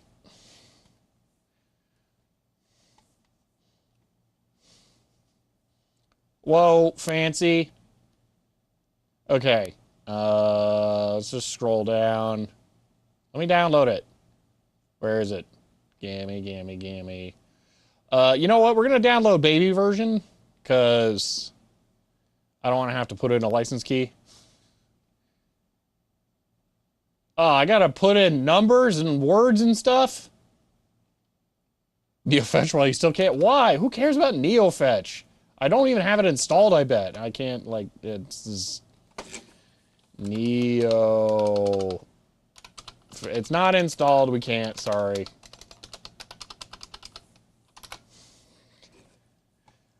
All right. In full support of using betas and prod. A.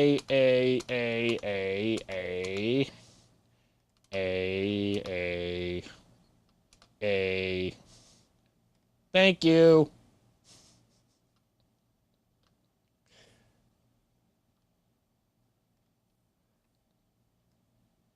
Woo, wobble, wobble, wobble, wobble.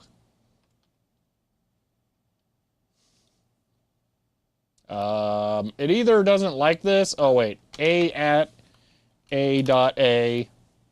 And hold on, I gotta pick the state. What's the most A state? It's Alabama. Okay, there we go. Register and download. This is on you guys. What do you mean? How is that not valid? Okay, com? Sure. Wait, does it have a list of all TLDs? And it's validating against that? That's not a good idea.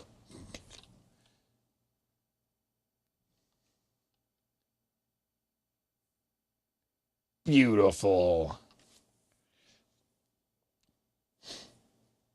I'm not using this install at all in production, by the way. This is just for this stream. Because in reality, I'm just going to unplug everything for the other motherboard, drop this one in, and plug it all back in, including the operating system, because functionally it's identical. Ooh, wait, this should be interesting. Hold on. System, monitor.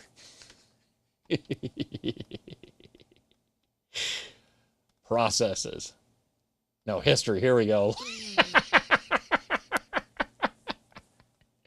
Wait, where'd that go? What's off to the side? Hold on. Why? Hold on. More. Move. Here we go. Look at all of those cores. Yeah.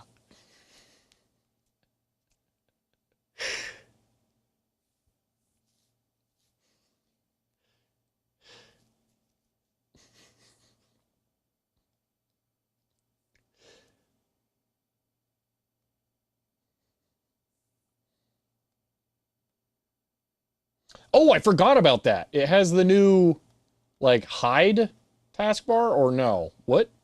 That's really weird behavior. At the bottom, it just attaches and then lets Windows go behind it? That's strange. I kind of wanted to mess with that a little bit, actually. Configure, no, not the task manager. I want to edit the panel. Hold on. Enter edit mode. So, yeah, hold on. Focus shortcut. I kind of liked this idea. Stop bringing a pop-up over the thing I'm trying to click. Okay, click this button, then enter the shortcut you would like to use. Control A. Hold on, okay, Control A. I don't think it liked that. Okay. Enter edit mode. Control A.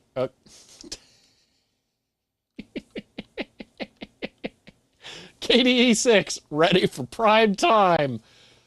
Okay. Plasma shell died. Oh, wait, now it's coming back. All right. Try something that isn't Control A? I mean, sure, I guess, but that's the one it's telling me to. Shift A. Click. Shift A. Shift. Wait, probably Shift doesn't work. How about Control R? There we go.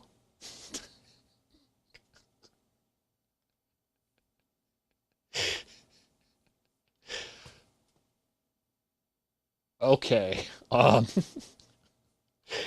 So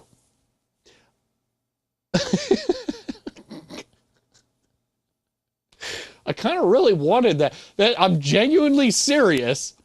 That's the #1 feature I wanted from KDE 6.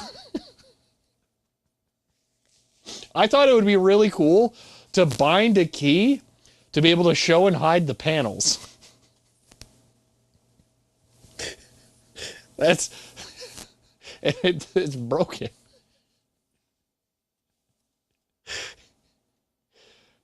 How's our Resolve download going?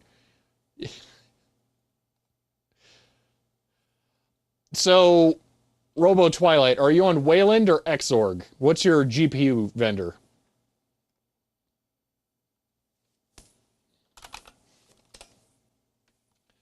Because you're on Wayland, yeah. So I'm gonna be on Xorg most likely because I'm using NVIDIA. Yeah, so that's probably it. I bet it's the difference between Wayland and Xorg. Or X11, sorry.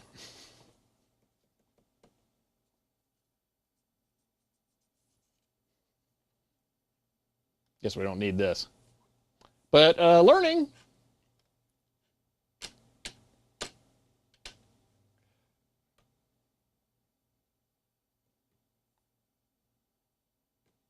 I wonder if it could be Wayland on NVIDIA. I don't actually know. Focus shortcut. F12. How about just that? F12. I think the instant... What if I don't click on the same thing? Click. All I was doing was clicking that. Maybe this will work now. Okay, close. F12. No. F12. No. Enter edit mode. I mean, it took it. Control F12.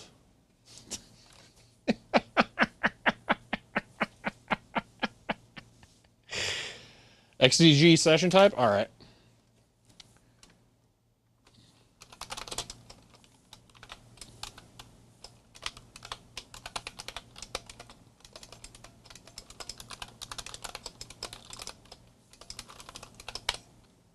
Huh. Well, that might be the problem then. This should vomit all over then, if I'm on Wayland. I don't think Resolve will work on Wayland.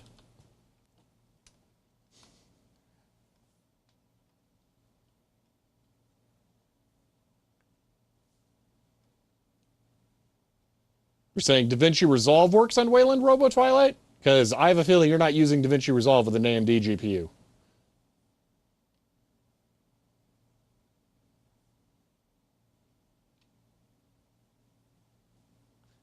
May installs to Wayland by default now, but this is March.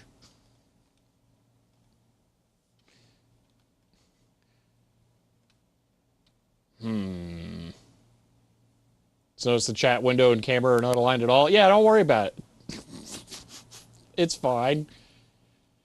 AMD plus Resolve worked on your machine with Wayland, as far as you can tell. Interesting.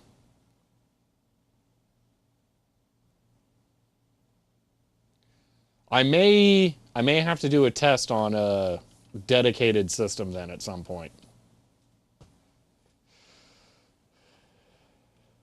Needed some OpenCL stuff. Got it all audio working last week. All audio working? Clearly you're not using Linux. That doesn't make sense. Might need to set the panel to hide for the focus thing to work. It's still set to F12 there. I feel like it's anytime I use the control key. How about we just do the slash key? Okay, that key doesn't work. Okay, F12 it is. Nope, and then it dies. True, it was broken initially. Yeah, yeah. Brand new setup here you can test on without risking anything. Yeah, but I kind of want to use this.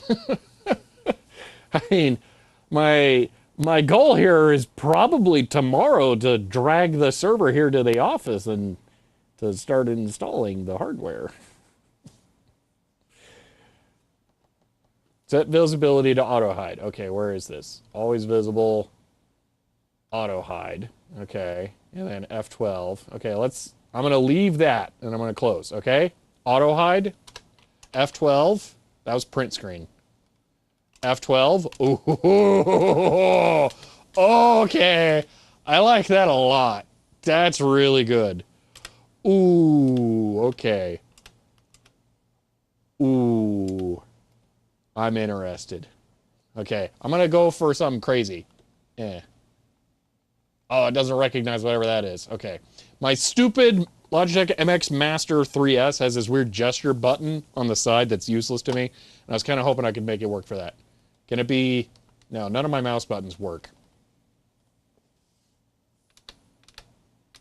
No, not a bunch of escapes. I hope it didn't save that. Close. Well, now I made it mad. Enter edit mode. We're in edit mode, though.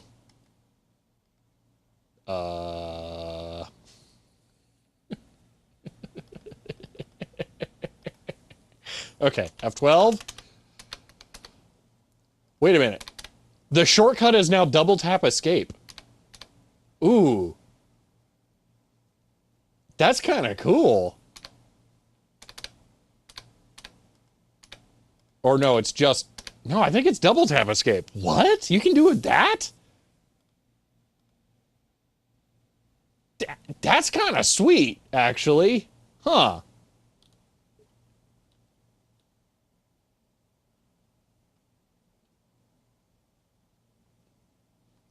Remdog cap, I use a like $15 Amazon one, so, you know.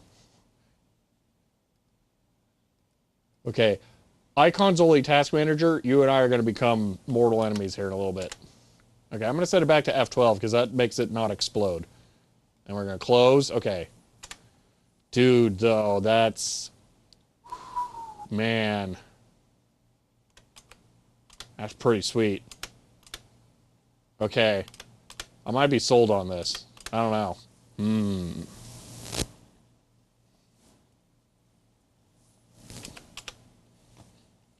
So, normally, I don't like to rice out my stuff here, but I was going through Ross Scott's back catalog on Accursed Farms, and I was rewatching his GUI video complaining about stuff, and there were two things that stood out to me.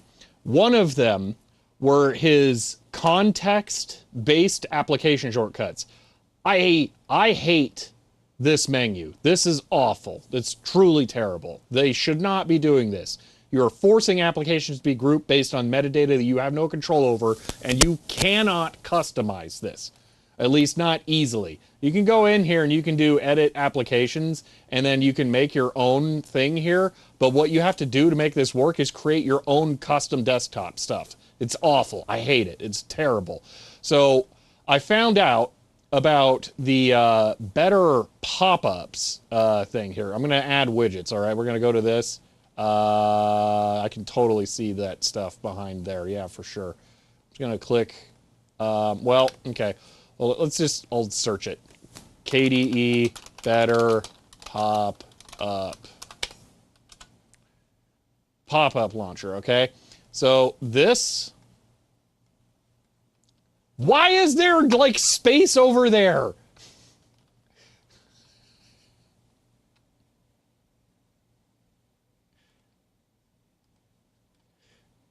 I keep trying to snap the windows, and then it's just, okay, bye-bye, see you later.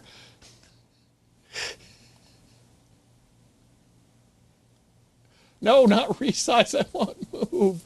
The text is tiny and far. Okay, there we go. Okay, hold on. Configure display settings. What do you think is over there? No. Stop. Go away. Keep there. Okay. I don't have anything plugged into the VGA cable. It's just hanging, flapping in the breeze. All right. Pop. There we are. Anyway, where were we? We were here. Better pop-up launcher. The photos of it are awful. But you can create a button that you can click down here. I'd have to go fire up my laptop to really be able to show you. But can we install? Can I click a thing and have it just install here? What does this do? How do I install this? I don't know what you do with this. A plasmoid file. Hold on. I'm just gonna do this the way I have to. Hide that so I can see the buttons behind there. Add widgets. Why did it crash?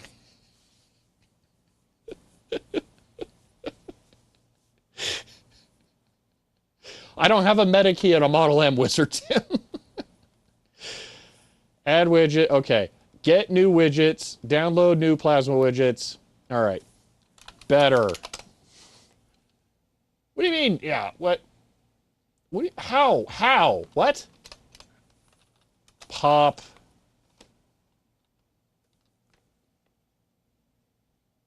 Why isn't it here?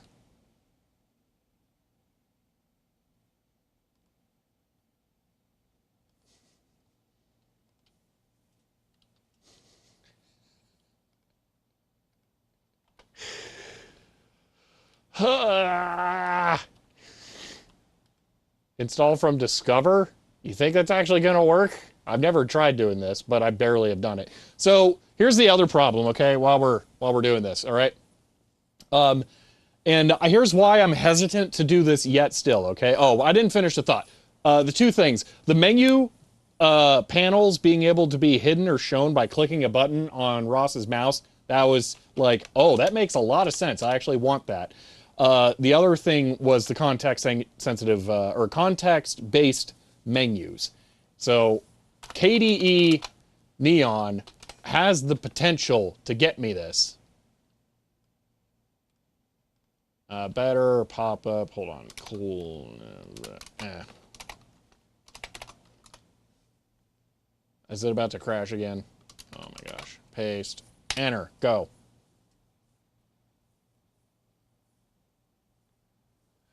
The stream has been a string of things not quite going right. I can really relate to that. Oh, gosh. Just talking to regular disco? I mean, I am kind of feeling that. I don't know why this doesn't work. Do they just have it not listed as accessible through here?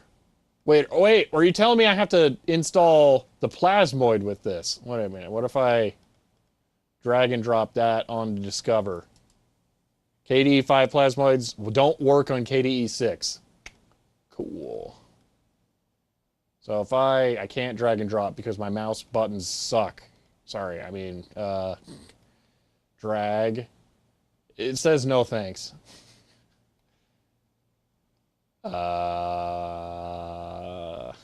Yep, nothing there. It doesn't want anything to do with that. Go to the Add widget, there's an option for adding from local file. Yeah, but apparently it's just going to vomit all over if I try it. Yeah, there's an install from file under the search for widgets. All right, hold on. Goodbye. Okay. Add widgets. Get widgets. Install widget from local file. Okay, downloads. This thing. And okay. So is it there now? Better pop-up launcher, maybe. Unsupported widget. Written for an older version of Plasma and is not compatible. Cool, thanks.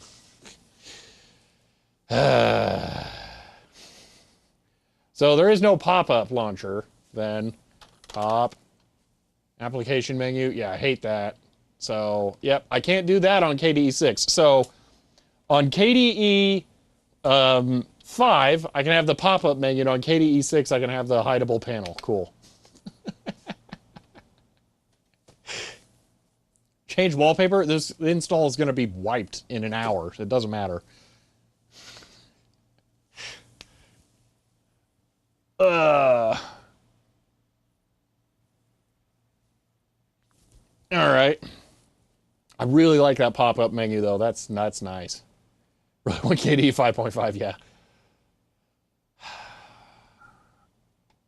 Well, you say, oh, maybe it'll be updated, but if I remember right, this hasn't been updated, 9 months ago. Yeah, that's not amazing. What do I plan to run on a perma? It'll just be KUbuntu for now. So far, I've learned don't rock the boat. We're not going with KDE Neon yet.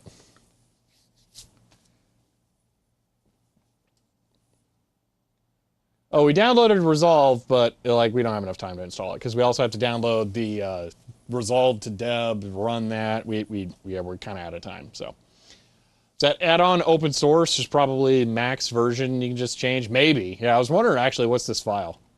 Open with Arc. Okay. Content.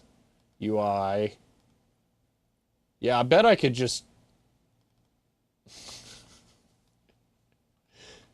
Maybe. Maybe. But the API might be all different too. I don't know.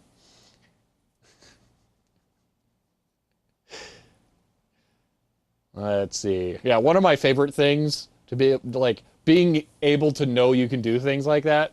The space exploration mod for Factorio requires robot attrition, which is stupid.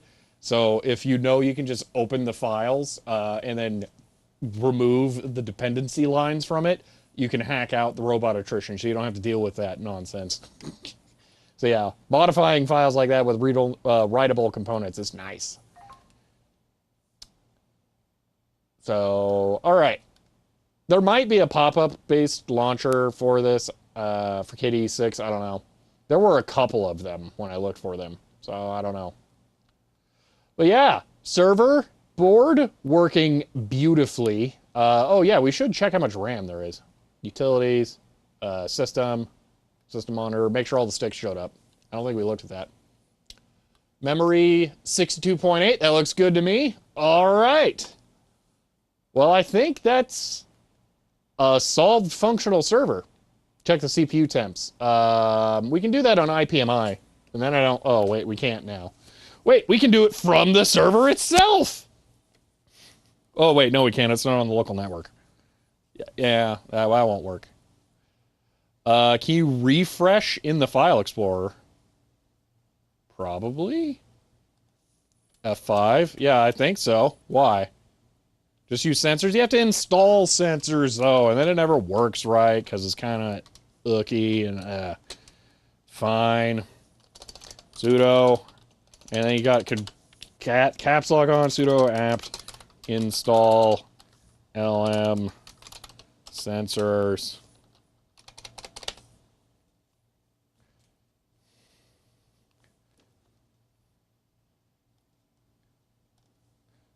How did it know I wanted it to be that size? What? That was weird. Did it just snap it to the same size as Firefox? No, Firefox is closed.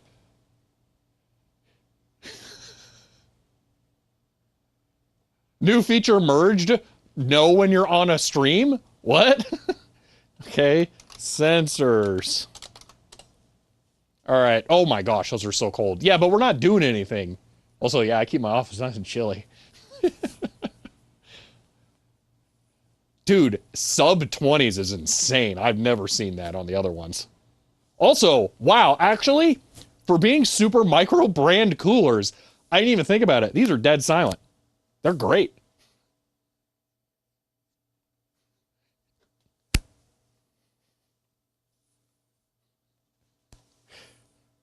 Huh. Well, this has been awesome. Yeah, this is genuinely great. So, takeaways for today. This is an amazing board. There's nothing else to it. This is fantastic. Even with onboard regulation, I mean, maybe. I'm still not convinced that it's doing that. I'll have to look it up. But yeah, resized your window tiling split. If you hit Meta T, you can see it then. I don't have a Meta key on the Model M, so I can't. Until they're actually underload before... Wait, yeah. That will be a thing. And I'll throw a Tesseract at this thing and see if I can bring it to its knees with those coolers. So, yeah. But so far, it's fantastic. So, yeah. I am going to leave this here because I'm going to bring the server to here to set all this up so I can actually film it. But this is going to be a nice board swap out. This is going to be awesome. So... no, my arms are just what my arms are. So, yeah. KDE somehow telepathic? Yeah, really. What kind of CPUs? These are E5 2690s. It's Xeons. And old ones. They're like 2013. So, yeah. But all right. We're going to have to wrap up the stream there. This went really well. Cheap load test. Actually, Tesseract is a bigger load than Prime 95. I don't know how, but the last server had no issues running Prime 95. Tesseract walks in and I'm like, it's just sit down, son. We're going to do some real work now. I don't know why, but Tesseract makes the other server overheat. Prime 95 does not. So, or Stress NG Prime 95, I don't know. So, all right, can you tell if the OS RAM is running correct mega transfers per second? I have no idea. Literally none. I actually don't know what the correct is anyway, because it's like a weird number. It's not just like DDR3, 8 gigs, 3000 megahertz. Like, I gotta make it all weird. So, yeah. All right, I am gonna run the outro now. Well, this was an extremely successful stream. This went great. So, I'm really happy. We only had to file a little bit of metal today. Hey! No, this is fantastic. It works great with the GPU. Tons, an absolutely ridiculous amount of space around that card. Yeah, it's 2-slot. It's eating up one of the PCIe lanes, but come on, man. That thing is incredible. This is such an improvement over the other board layout. Like, it's not even close. So I am super duper excited to get this thing in here. So yeah, if you guys enjoyed this stream, you may want to follow to be notified when I go live again next. If you want to help support the channel, you can get a shirt like this one or find me on Patreon. But for now, that's it, and I will see you next time.